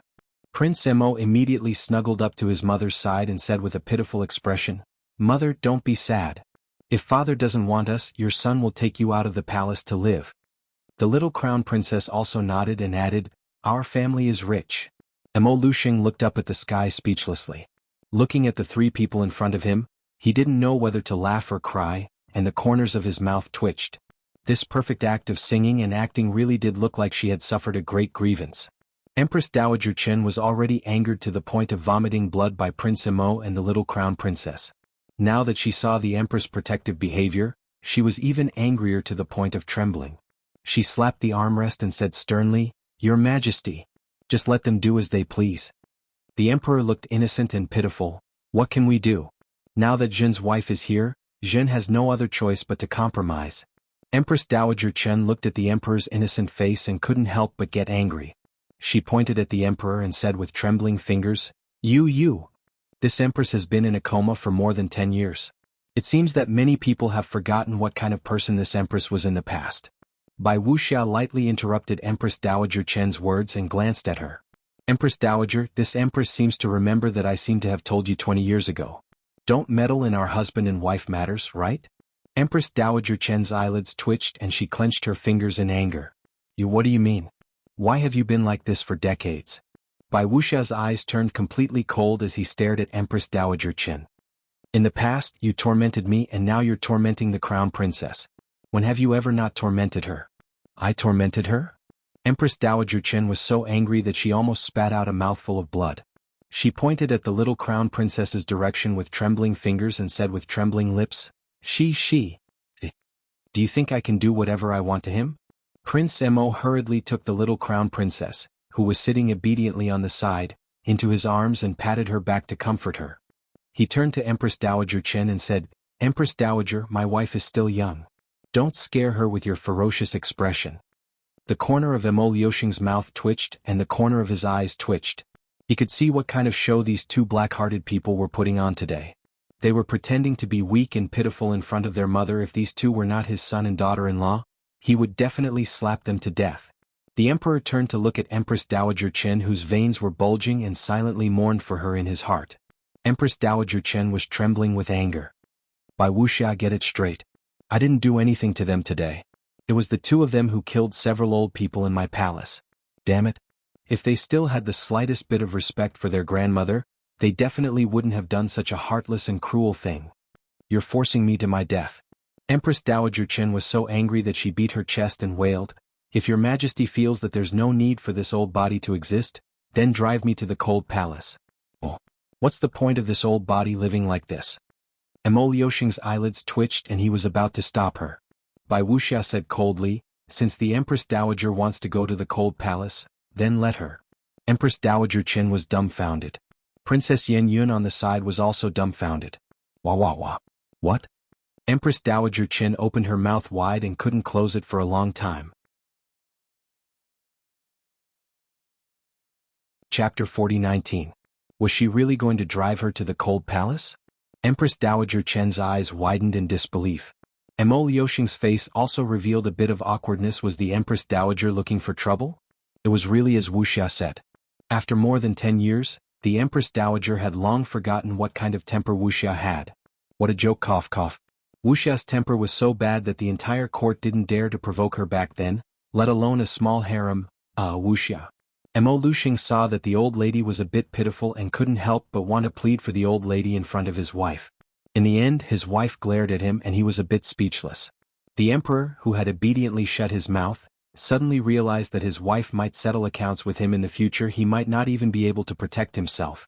Someone come. Bai Wuxia called out impatiently, Invite the old lady to the cold flower palace and settle her down. The old lady was so angry that her entire body was trembling. She pointed at Bai Wuxia and said you for a long time but couldn't spit out a word. Your Majesty. You saw how the Empress treated me so heartlessly, and you didn't say anything? Empress Dowager Chen cried out. Mo Lian and Arbor sat side by side and couldn't help but roll their eyes at the same time. Was there something wrong with her? She was clearly the one who asked to go to the cold palace to live out her days.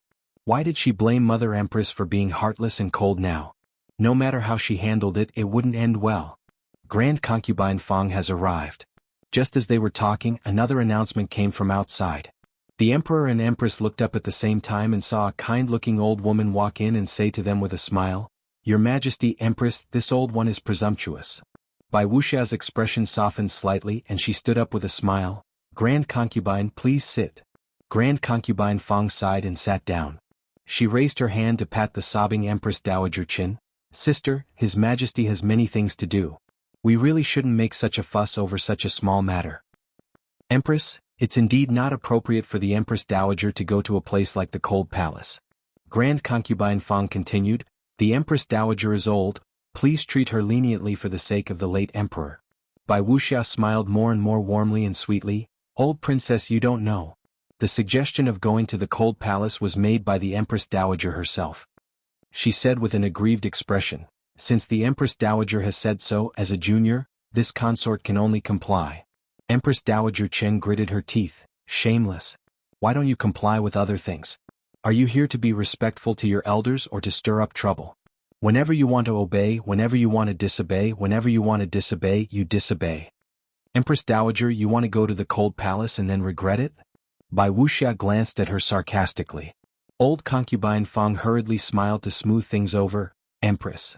Old concubine Fang took Bai Wuxia's hand with a smile and patted it gently. What happened today was probably just a misunderstanding. My sister's people were disobedient and trespassed into the crown prince's bedchamber. They deserve to die. Empress Dowager, she was just blinded by those wicked servants for a while. Old concubine Fang looked back at Empress Dowager Qin. The latter's face stiffened. Although he felt depressed, he didn't dare to say anything else. After all, the Empress's words had almost sent her to the cold palace. Ah! Bai Wuxia looked unhappy. He smiled coldly and looked at old concubine Fang, saying, "What if this consort insists on inviting the Empress Dowager to the cold palace?" Chapter 40-20. Old concubine Fang's eyes moved, and she hurriedly reached out to stop the Empress Dowager who was about to jump up. She shook her head with a smile. "Wuxia, you won't." The Empress smiled very gently.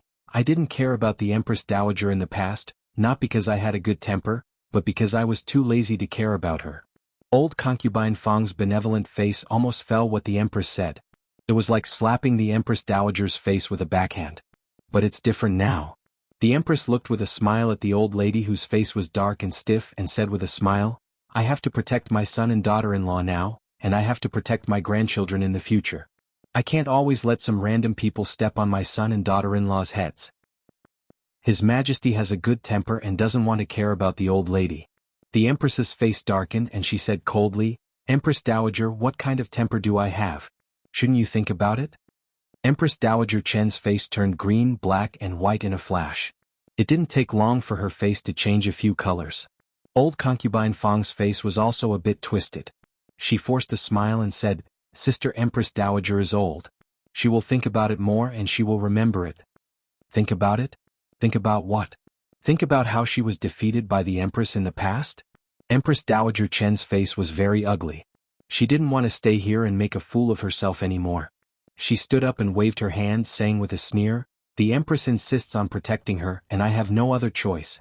In this case, I can only go to Mount Heaven Saint to worship the former emperor and let him judge for me."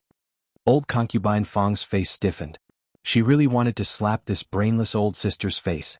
She finally persuaded the Empress and didn't hesitate to put down her old face and smile.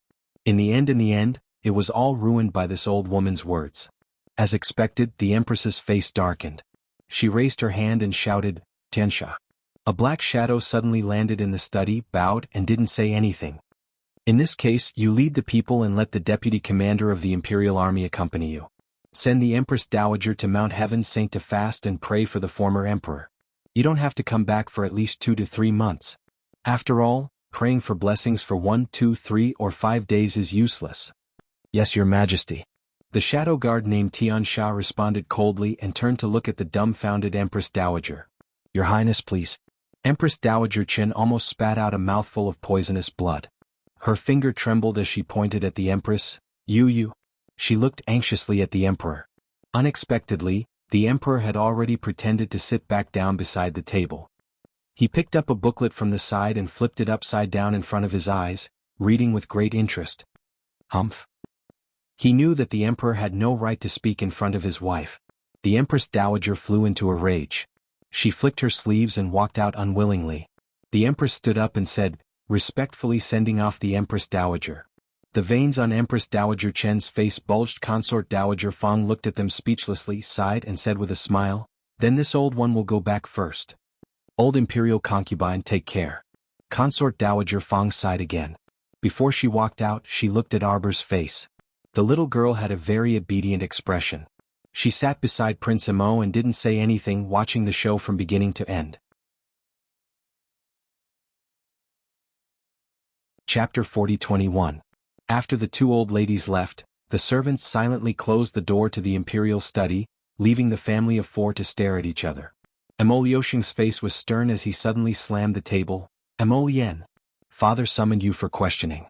You're good, you made the first move and brought your mother here."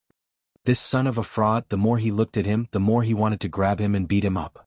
Without waiting for Prince Emo to speak, Bai Wuxia looked at her husband with dissatisfaction. Why are you yelling at our son? Prince Emo very cooperatively threw himself behind his mother and pitifully called out, Mother. Empress Bai's heart was about to melt from her son's call. She angrily glared at the emperor. It was clearly that old woman who schemed against them. Why are you yelling at him? Emo Lushing couldn't help but want to laugh bitterly. He hurriedly walked over and tugged at his wife's small hand. Wuxia, I was just talking to little glutinous dumpling. This child, he didn't know how to control his strength. He killed a few old people by the Empress Dowager's side. Bai Wuxia snorted and glanced at him with dissatisfaction. If they weren't looking for death, why would my son lower himself to their level? Emperor! Exclamation point. What you said makes sense, but you don't know the fraud of our lives. Bai Wuxia pulled Emo Lien and Arbor's hands and said angrily, I didn't know that my son's life was so difficult. Even a random dog slave could barge into their sleeping quarters. The old lady can casually scold them. We can't live like this. The young couple nodded in agreement. Their obedient appearance made the emperor grind his teeth in anger. Wife, you've been bewitched by these two little bastards. They're not like what you're saying. You didn't see the scene of these two bastards climbing up the roof and demanding debts. Even he, the emperor, had been cheated by them several times. With their pure evil nature, how could they be bullied by others? Not taking the initiative to bully others was already very righteous. Little glutinous dumpling, Jojo, pack your things and follow mother back to Glory City. It's not comfortable to live in the palace. Let's go home with your grandfather. Bai Wuxia hugged her son and pretended to cry. Your father doesn't love the three of us. We still have grandpa. The emperor's handsome face was bitter. He hurriedly pulled his son away and tossed him to the other side of Arbor. He hugged his wife and hurriedly said, All right. Your husband will send someone to send the Empress Dowager to Mount Heaven Saint. He hugged his wife and patted her. Then he turned around and glared at the two of them. The look in his eyes was blatant. Why aren't you getting lost? Emo Lien pursed his lips and reached out to take his wife's small hand, leading her out of the imperial study. The two of them circled around the room and came to the window at the back of the imperial study. At the same time they crouched there and looked inside. From where they were, they could clearly see their father's deflated face. The two of them looked at each other silently, covering their mouths as they laughed. Who told you to find fault with us? Now you've kicked an iron plate. Bai Wuxia said angrily, You've been living a carefree life while I wasn't here. How could that be? Emo Lushing hurriedly said. It's not carefree at all.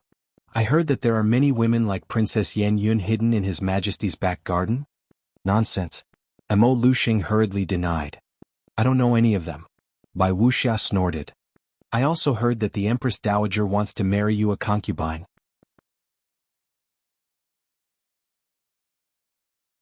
Chapter 40-22. Wife. Emo Lushing hurriedly begged for mercy with a pitiful expression. I don't recognize any of the things you said above. All these years I've lived a life that's even more austere than a monk's. If you don't believe me, you can ask Laifu.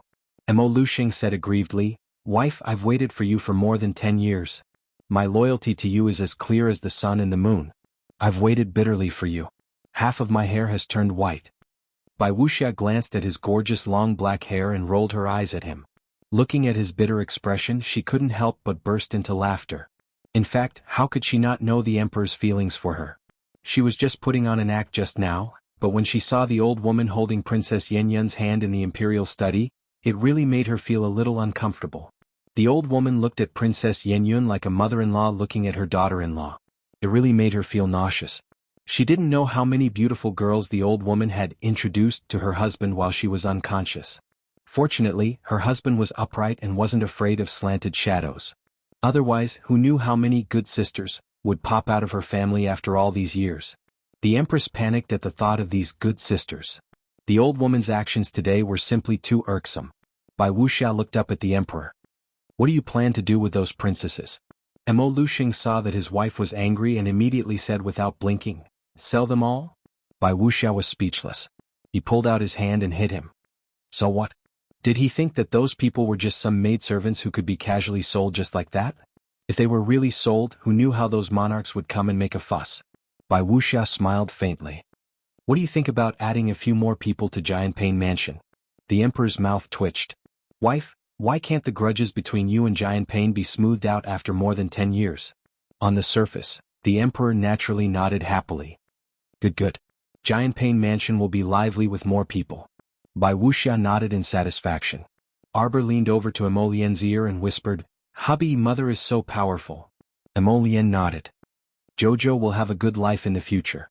Then, let's not deal with the old lady in the future, Emolien said in a low voice.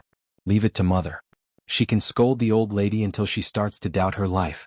Brat, when did you learn to squat in the corner? At the emperor's bellow, Crown Prince Emo hastily scooped up his wife and ran off like a wisp of smoke. My Joe's section break, wallalala, splatter. The sound of debris falling to the ground echoed inside and outside Empress Lu's bedroom. How is it possible that we can't find anything? Trash. Trash. A bunch of trash. Empress Lu scolded angrily, her eyes red. The palace maids who were prostrating on the ground had long turned pale. They lowered their heads and didn't dare to raise their heads. The fourth prince hasn't stepped out of his room for the past few days. We can't see anything unusual. Impossible. Empress Lu sharply interrupted the secret guard who was reporting. Go and investigate again. We must find something that can be used against him. I will personally present it to His Majesty and let him see what his good son has done. Your Majesty, Your Majesty. The eunuch's sharp voice sounded. Something bad has happened. Something happened to the crown prince. Empress Lu's expression changed. Chapter 40-23. That eunuch rolled in front of Empress Lu and cried, Your Majesty, please calm down. Your Majesty, please calm down. What exactly happened to the crown prince? Empress Lu was so concerned that she didn't notice the faint dark light that flashed through the old eunuch's eyes. The old eunuch lowered his head and said in a trembling voice, Your Majesty, this servant heard that His Highness the Crown Prince snuck out of the palace tonight and went to Huachu House. Empress Lu was stunned and then asked sternly, Where is it? What Huachu Hall? One could tell that it wasn't anything good from the sound of it. The old eunuch lowered his head and cried, It's a brothel. What? Empress Lu widened her eyes in horror. The crown prince went to visit a brothel, and now even the old eunuch beside her knew about it. What did that mean? It meant that the crown prince's matter couldn't be hidden anymore, okay? That wasn't the end of it. The old eunuch lowered his head and said in a low voice, His Highness the Crown Prince got jealous over a woman and got into a fight with a patron of the brothel. In the end, he lost and was carried back to the palace with his head covered in blood. I heard that he even made a fuss about ransoming a prostitute in the brothel. Now the whole court knows about it. Empress Lu's body went limp and she collapsed to the ground. That eunuch cried and crawled to the empress's side and said sorrowfully, Your Majesty, take care of your body. Don't worry. Perhaps the source of this news is wrong. Empress Lu struggled to get up and screamed, There must be a mistake. It must be a rumor spread by someone else. How could Miley do that? She knew her son very well. He was a very clean and honest person. All these years, Empress Lu had been looking for a suitable candidate for her son who could help him secure his position as the heir apparent. Her son's brain must have been caught by a door. Why would he go to that brothel and get jealous over a woman? It must be a rumor, a rumor, a rumor. Empress Lu was so angry that she clutched her chest and screamed, It's Old Fourth. It must be that Old Fourth who did this. I want to see His Majesty. I want to see His Majesty. Look at that good son of his all day long, he's up to no good. When Empress Lu rushed to the door of the hall, she was immediately stopped by someone. Empress, His Majesty has ordered you to be grounded for a month. A sharp light appeared in Empress Lu's eyes. Get out of my way. I want to see His Majesty. I'm sorry, Nyang. We are under His Majesty's order to guard Rinchuan Palace. Before His Majesty gives the order to lift the seal, Nyang cannot take half a step out of Rinchuan Palace. Empress Lu, With a shriek, she pulled her messy long hair and looked at the two guards at the palace gate as if she was looking at a dead person. She said word by word, Both of you just you wait. The old eunuch followed behind Empress Lu with his head down, a mocking smile on his lips. Her Highness really can't see the situation clearly. What was she waiting for? Her mother's family had already collapsed, and not a single member of her family was left. Did she think that she still had a chance to make a comeback? Don't joke around. Empress Lu couldn't leave Rinchuan Palace. She could only pace back and forth in this huge palace. She had already smashed all the furnishings in the palace into smithereens. At this moment, the floor was full of debris, and several junior palace maids were lying on the ground cleaning up. Chapter 40-24. Empress Lu paced back and forth in the palace and her eyes turned cold. What is fourth prince doing now? The old eunuch lowered his head and said in a low voice, His Highness has been sent to Fengyang City by His Majesty to negotiate with the Shenzhou army. Why him? She had heard that the Shenzhou army stationed 1 million soldiers in the border village of Fengyang City. Even if His Majesty was unwell, he shouldn't have sent fourth prince for such an important matter. The old eunuch lowered his eyes and said softly, It is said that His Majesty originally wanted to send His Highness the Crown Prince to deal with this matter. But now His Highness made a big fuss because of a prostitute in the Huachu Club, and his reputation is really bad. Empress Lu covered her chest and looked like she was going to faint again. Impossible. How could her become like this for no reason? The old eunuch continued, Besides, the commander of the Shenzhou army specifically asked His Highness the fourth prince to discuss this matter. For this reason, His Majesty has given His Highness the transfer of 700,000 fierce tiger soldiers to His Highness. Empress Lu widened her eyes in disbelief. No, that's impossible. Impossible. The old eunuch lowered his eyes and sighed. It is a foregone conclusion. Empress Lu smashed the things around her, and then she was stunned when her hand touched the air. It turned out that there was nothing left to smash in her bedchamber. The old eunuch lowered his eyes and looked submissive, but secretly he curled his lips in sarcasm. What empress of the central palace? She was like a lunatic. No wonder His Majesty disliked her more and more. When she encountered some things she could only smash and smash. She had no other choice. As he was thinking, the empress said sharply, Secret guards. The old eunuch's heart skipped a beat, and he immediately looked up to dissuade her. Your Highness, if you let the secret guards take you out now, you will only anger heaven more. Ha, if I continue to be locked in this palace, I won't even know if the outside world changes. Your Highness, please be careful with your words, the old eunuch said hurriedly. I can't be careful, Empress Lu screamed. Secret guards, secret guards.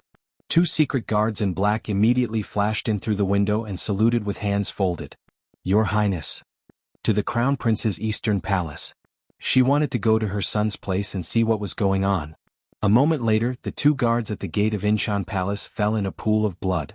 Under the protection of the secret guards, the Empress hurried to the Crown Prince's eastern palace.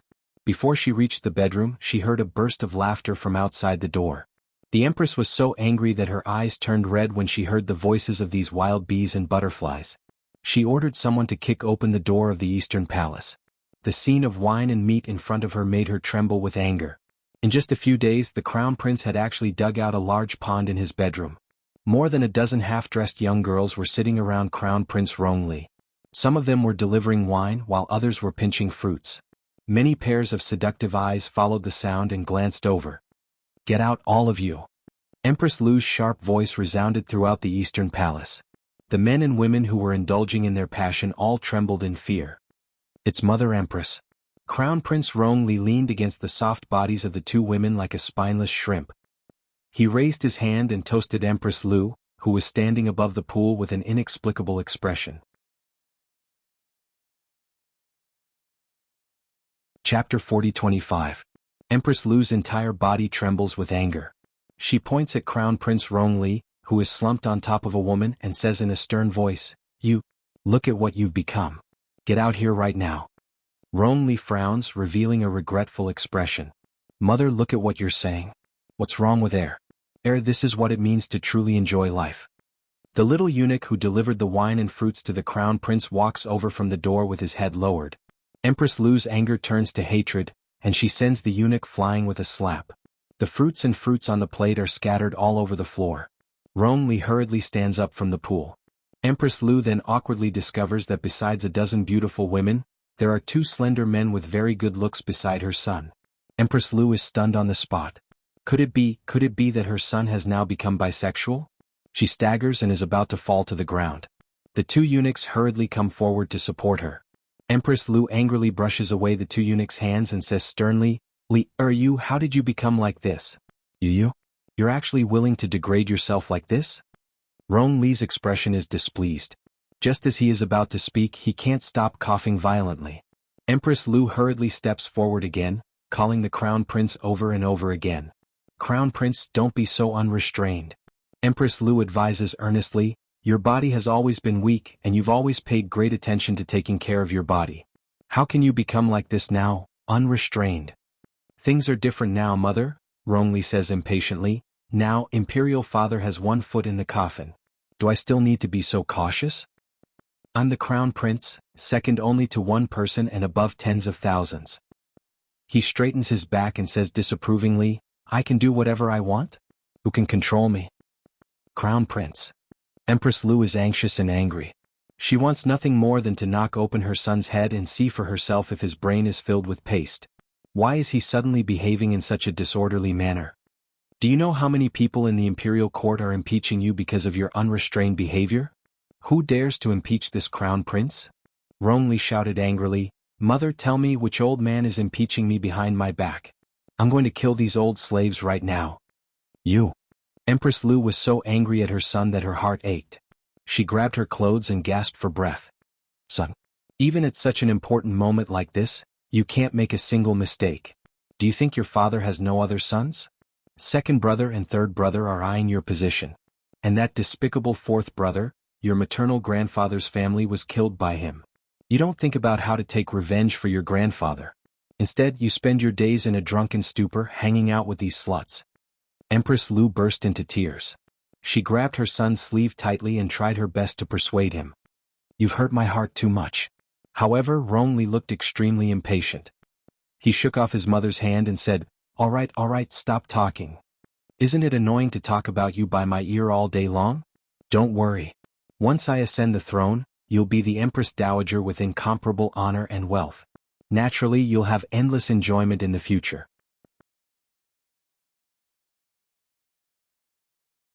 Chapter 40-26. Oh, you're so confident? A cold voice suddenly came from the door. The mother and son were stunned. They both turned their heads and met the Zhangzhou Emperor's cold eyes. Those eyes were so cold and merciless that anyone who saw them would feel fear.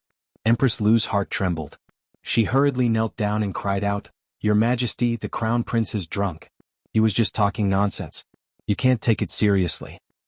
Mother, it's too far-fetched to say that. The second prince stood at the door and said with a smile, I think the Crown Prince's royal brother is very sober. I didn't expect that. I'm not dead yet, but the Crown Prince can't wait to ascend the throne. No, it's not like that, Your Majesty. Empress Lu knelt down and kowtowed. The Crown Prince is talking nonsense after he's drunk. You can't take it seriously. I think he's speaking the truth after he's drunk. The Zhangzhou Emperor angrily rebuked. His cold eyes fell on the Crown Prince who looked like a quail. Rongli shrunk his neck and pretended to be a coward. When he saw the Emperor's sharp eyes, he immediately knelt on the ground and kowtowed again and again. Father, please forgive me. Father, please spare my life. I spoke nonsense after drinking. Please forgive me. Ha! The Zhangzhou Emperor sneered. His hesitant eyes swept over him. Then his eyes fell on the men and women in messy clothes kneeling and trembling on the ground. Rongli, since you won't be the Crown Prince, then I'll make the decision and order you to be deposed. A trace of pride flashed in the second prince's eyes. His hard work was not in vain. As soon as he received the news that the Empress was kicked out of the palace, he led the Emperor to watch such a good show. This big brother has been too helpful recently. He didn't know if he was controlled by something, but his temperament changed so much that he was floating. There were so many impeachment memorials in the imperial court, and this big brother did so many stupid things. Finally, he got himself removed. Looking at Rongli sitting on the ground with a dazed expression, the second prince couldn't help but stifle his laughter. The Emperor glanced at him and frowned. He turned to the Empress and said, I'll ground you for 3 months. You came out today. In that case, you'll be grounded for another year. Your Majesty, you can't do this. Empress Lu finally reacted. She scrambled over and grabbed the Emperor's clothes. She cried and begged, Your Majesty, you can't just cripple Li Er like this. Li Er was just confused for a moment. He will change. As she spoke, Empress Lu reached out and pressed the Crown Prince's head to kowtow. Rongli put on an act and said in a tearful voice, Father, please have mercy. I know I was wrong. I will be a good person in the future. I won't dare to. We have made up our mind. Zhangzhou's emperor kicked away his son, who was so disgusting no matter how he looked at him. He flicked his sleeves and said, Just wait for the decree. Empress Lu collapsed to the ground with a broken heart. Looking at the emperor who left with the second prince without looking back, she couldn't help but burst into tears. It's over, it's all over. Her broken vision finally focused on the two delicate-looking men behind the crown prince, Rong Li. She suddenly pulled out the long sword hanging on the wall and slashed at them like a maniac. "I'll kill you bitches. It's you're the ones who instigated my son to be bad. Your Highness the Crown Prince." The two handsome men sobbed and threw themselves into Rong Li's arms. Rong Li.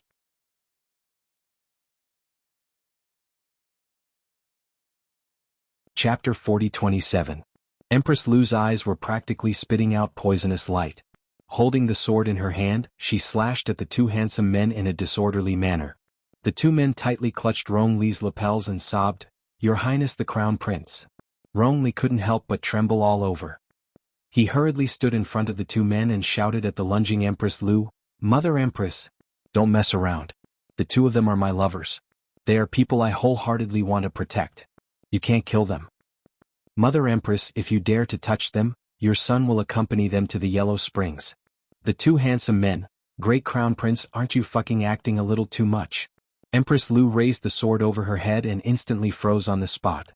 She stared blankly at Rong Li for a moment.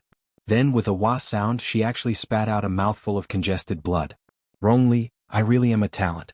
I actually angered the Empress to the point of spitting out blood, Your Majesty the Empress."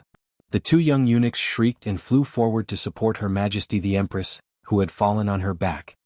"Your Majesty." The young eunuchs shrieked and looked at the unconscious Empress Lu, then glanced at the calm Crown Prince. Rong Li waved his hand and said, "Mother's health isn't good. Hurry and send her back to the palace to recuperate." "Yes, Your Highness." The two handsome men stood beside Rong Li and tugged at the corners of his clothes, sobbing non-stop. Rong Li waved his hand at the group of trembling and pale women. "You can leave first." After something like this happened, these women naturally weren't in the mood to continue playing with the Crown Prince. Moreover, just now, His Majesty had said some harsh words. His Highness the Crown Prince's position was probably going to be shaky. Sob, sob, sob. Stop sobbing. After everyone left and the palace doors closed, Rong Li hurriedly pulled his sleeves back from the two men. His entire body trembled in disgust and he quickly took 3 steps back. The two sobbing men simultaneously looked up and looked at him innocently. "Your Highness the Crown Prince, your words just now," the Empress fainted from anger. "Go put on your clothes for me." Rong Li glanced at the cloaks that were faintly discernible on their bodies and turned his eyes away in disdain. A set of clean clothes quickly appeared in their hands. As they took off their wet clothes they said softly, "How heartless. Didn't you just say that you want to live and die with us?" Rong Li, "By the way, did Master say when he would be able to retire?" Rong Li said expressionlessly, "You two acted too much just now. Especially when the Empress raised her sword, you were so weak that I couldn't bear to look at you." "She's from a brothel." One of the handsome men waved his sleeve unhappily. "She doesn't even have the strength to truss a chicken. The Empress had raised her sword to kill. What else can we do other than hide in your arms?" Rong Li, "You guys are really shameless. As God Realm experts, where is your face to be so bold and self-righteous? Even if you deliberately sealed your cultivation facing the Empress's 3-legged cat martial arts, can you not dodge?" Rong Li raised his hand to cover his face. "You guys leave, let me be alone for a while." The two handsome men flung their sleeves and walked out in annoyance. "I don't even want to talk to you. You're the one who acted too fake. I think that the Emperor has most likely seen through your true identity."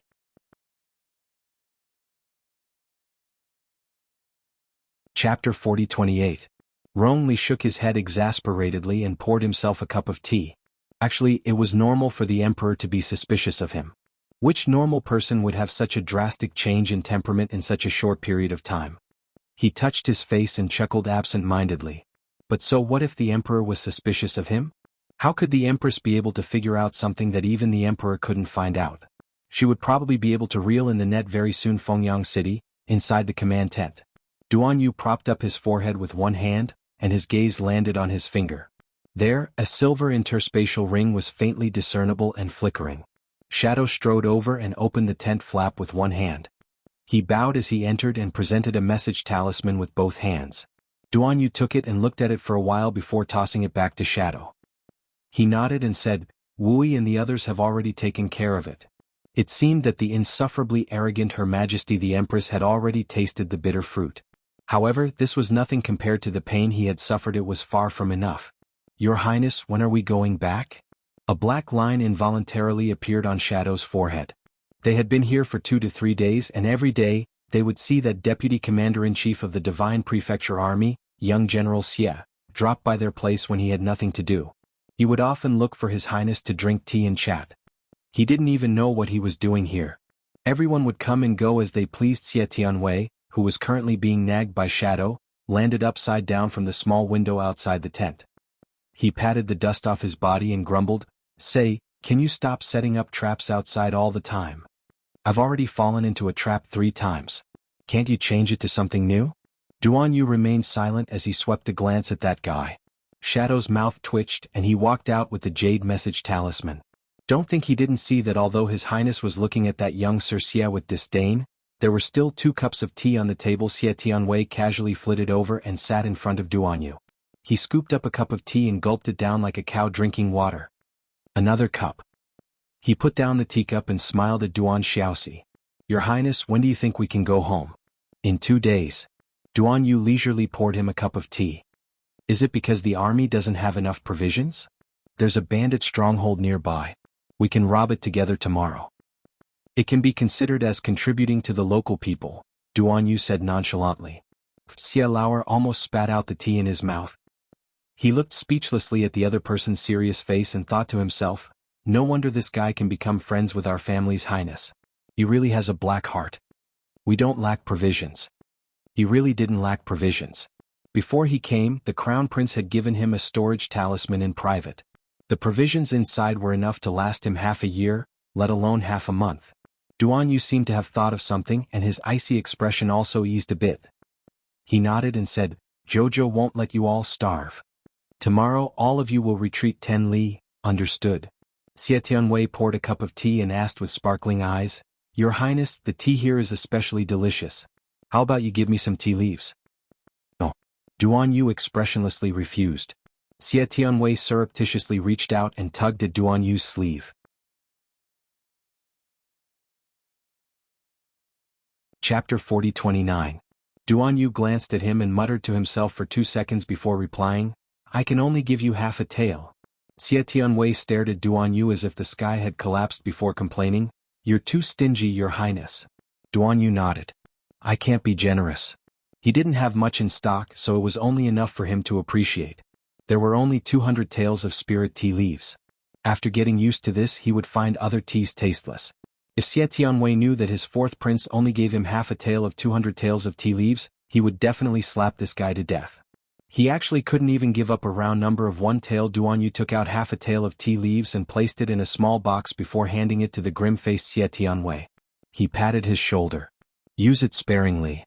Then are we still going to that bandit stronghold to exterminate the bandits tomorrow?" Xie Tianwei asked before leaving. Duan Yu nodded. "We have nothing to do anyway." When Xie Tianwei went out, he slipped and almost fell into the pit at the entrance again. When Ying came in with dinner, he asked exasperatedly, "What did His Highness do? Young Master Xie looks like he has nothing left to live for." Duan Yu picked up his chopsticks and swiped at the noodles in the bowl before bringing it to his lips to take a bite. He pondered pensively before replying, "He probably thinks I'm a bit stingy." Ing. The next day, all the courtiers in Sangzhou received news that the Divine Prefecture Army had retreated 5 kilometers away. They all beamed with joy as they spoke to His Majesty, praising His Highness the 4th Prince for his ability. Look, he had only been there for 3 days and had already reached an agreement with the Divine Prefecture Army. They were already retreating. Who else would be able to handle this matter so beautifully? Sure enough, their Sangzhou's 4th Prince was the most capable. At morning court that day, the left Prime Minister and his entourage, led by Wu Yong, all submitted memorials requesting that His Highness the 4th Prince be the Crown Prince. It had only been less than 15 minutes since the Emperor issued the edict to depose Crown Prince Rongli. "Your Highness, Ming Province has sent an envoy and is requesting an audience with Your Highness outside the barracks," a young general of the Fierce Tiger Battalion reported outside the tent. At this time, Duan Yu and Xie Tianwei were discussing how to quickly and accurately deal with that group of people when they went to the bandit stronghold at night. When he heard the report, he couldn't help but be slightly stunned. Xie Tianwei glanced meaningfully at Duan Yu before quietly saying, "It looks like the visitor doesn't have good intentions." Duan Yu sent him a look, indicating for him to enter the inner room. This tent was different from other places. The outer room was used to discuss military matters. Inside there was a slightly smaller bedroom. Soon the underworld continent's emissary was led in. He strode in with his head held high and his chin raised. There was a rather proud expression on his face. "Greetings, Zhangzhou's fourth prince." Duan Yu nodded. He didn't mind Duan Yu's abnormal arrogance and merely asked aloofly, "May I know the envoy's purpose in coming?" The Ming province envoy was evidently very dissatisfied with Duan Yu's aloof attitude. He raised his chin and declared loudly, "This envoy is acting on the orders of our Ming province's crown prince to specially come to contact His Highness Prince Qin. The crown prince of Mingzhou intends to join forces with Prince Qin to make a grand plan. Ming province can dispatch 300,000 soldiers to help His Highness Prince Qin completely take over all the territory within 50 kilometers of Fengyang City." Duan Yu curled his lips and looked quite interested. He stared at that envoy and said, "Since the crown prince of Mingzhou is in such a good mood, why didn't he come to discuss it personally?"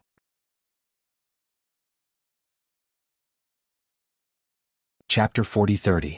The envoy's face immediately darkened and he retorted haughtily, "How is that possible? Why would His Highness the Crown Prince personally come over for such a trivial matter? Are you an idiot?" The soldiers standing on both sides of the large tent all hung their heads, concealing the sympathy in their eyes for the envoy. The grass on the grave of that veteran general who dared to act like a boss in front of His Highness last time and shout loudly was probably about 3 meters tall. Duan Yu nodded. "Since that's the case, where are the 300,000 troops? Are the provisions adequately prepared?" The envoy looked at Duan Yu like he was an idiot. "This, naturally, we have to discuss and sign the agreement before transporting the people over. You're not Ming Yasi's subordinate, right?" Duan Yu looked at the envoy and asked with a grin. "Let me guess. Ming Yasi shouldn't be that stupid. You're Ming province's emperor's subordinate, right?" "Sir envoy." A thin trace of anger slid across the envoy's face. "Why do you care who I am? In short, what are you still standing there for? There's actually an idiot who can negotiate with this prince in this world." Duan Yu waved his hand indifferently. "Drag him out and behead him. Remember to keep the corpse intact and send it to Ming province's emperor." "Yes." The envoy's face instantly turned green and white. Even as he was dragged out, he still refused to give up and shouted repeatedly, You actually dare to kill me? You. Prince Qin. You. Even if the two countries are at war, you can't kill an envoy, right? Furthermore, Ming province and Song province weren't freaking at war. What kind of fat fourth was this? Please, can you follow the routine?" Xie Tianwei chuckled as he walked out of the inner room. He glanced at Duan Yu and said, "Your Highness the fourth prince killed an envoy just like that. Aren't you worried that Ming province's emperor will really send troops to surround you in a fit of rage?" Duan Yu shook his head. He doesn't have the guts. Within Fengyang City, the Divine Prefecture's army was stationed with 1 million soldiers and Song province's army was 700,000 soldiers. If Ming province was willing to mess things up, then come. At most, I'll beat you to death and make it a one-way trip." Xie Tianwei chuckled and waved his hand. "Then see you tonight, Your Highness Prince Qin." Then he left the tent with his servant. "Your Highness, this Xie Tianwei doesn't seem simple." Duan Yu absent-mindedly sat back down at the table and smoothed out the Shen paper on the table. "Which of the people around Emolien are simple? Why do you think he comes here all the time? He'll know the moment there's a commotion in the underworld province," Duan Yu said aloofly. "As soon as that emissary left the underworld region, he would definitely be targeted by Xiaer's people." "He's been waiting to see His Highness' attitude?" Ing asked in surprise. Duan Yu nodded expressionlessly. Emolien, that fool, trusted him, but that didn't mean that all of his confidants trusted him. "So now you believe in His Highness?" Ing felt that these people's minds were twisted and turned, and it was really hard to understand. Duan Yu set down his brush and smiled faintly. He sighed and said, "How could it be that easy? Let's wait and see." These people would eventually find out about his relationship with Emolien, so there was no hurry. Woof. The 3 puppies happily scuttled around Arbor's feet and followed her all the way to Changle Avenue. Today was a rare day of leisure, so she planned to go out for a stroll with her husband. Just as they reached the plaza, the 3 puppies suddenly started barking madly. They jumped in front of a notice board and tore at something with all their might. Chapter 40-31. What are they doing? A few passers-by curiously pointed at the 3 puppies hanging on the signboard, whispering and pointing at them as they watched. He saw the three little fellows pulling at the notice board, tearing the paper on it, and continuously letting out low growls from their mouths. "What are you doing?" Arbor speechlessly walked forward and glanced at the notice board, raising her eyebrows slightly. Needless to say, the notice for the blue-eyed three-headed dog had already spread from Jiaowei City to the imperial capital's Longyan City. What was posted on the notice board was an extremely mighty and domineering ferocious beast drawn on it.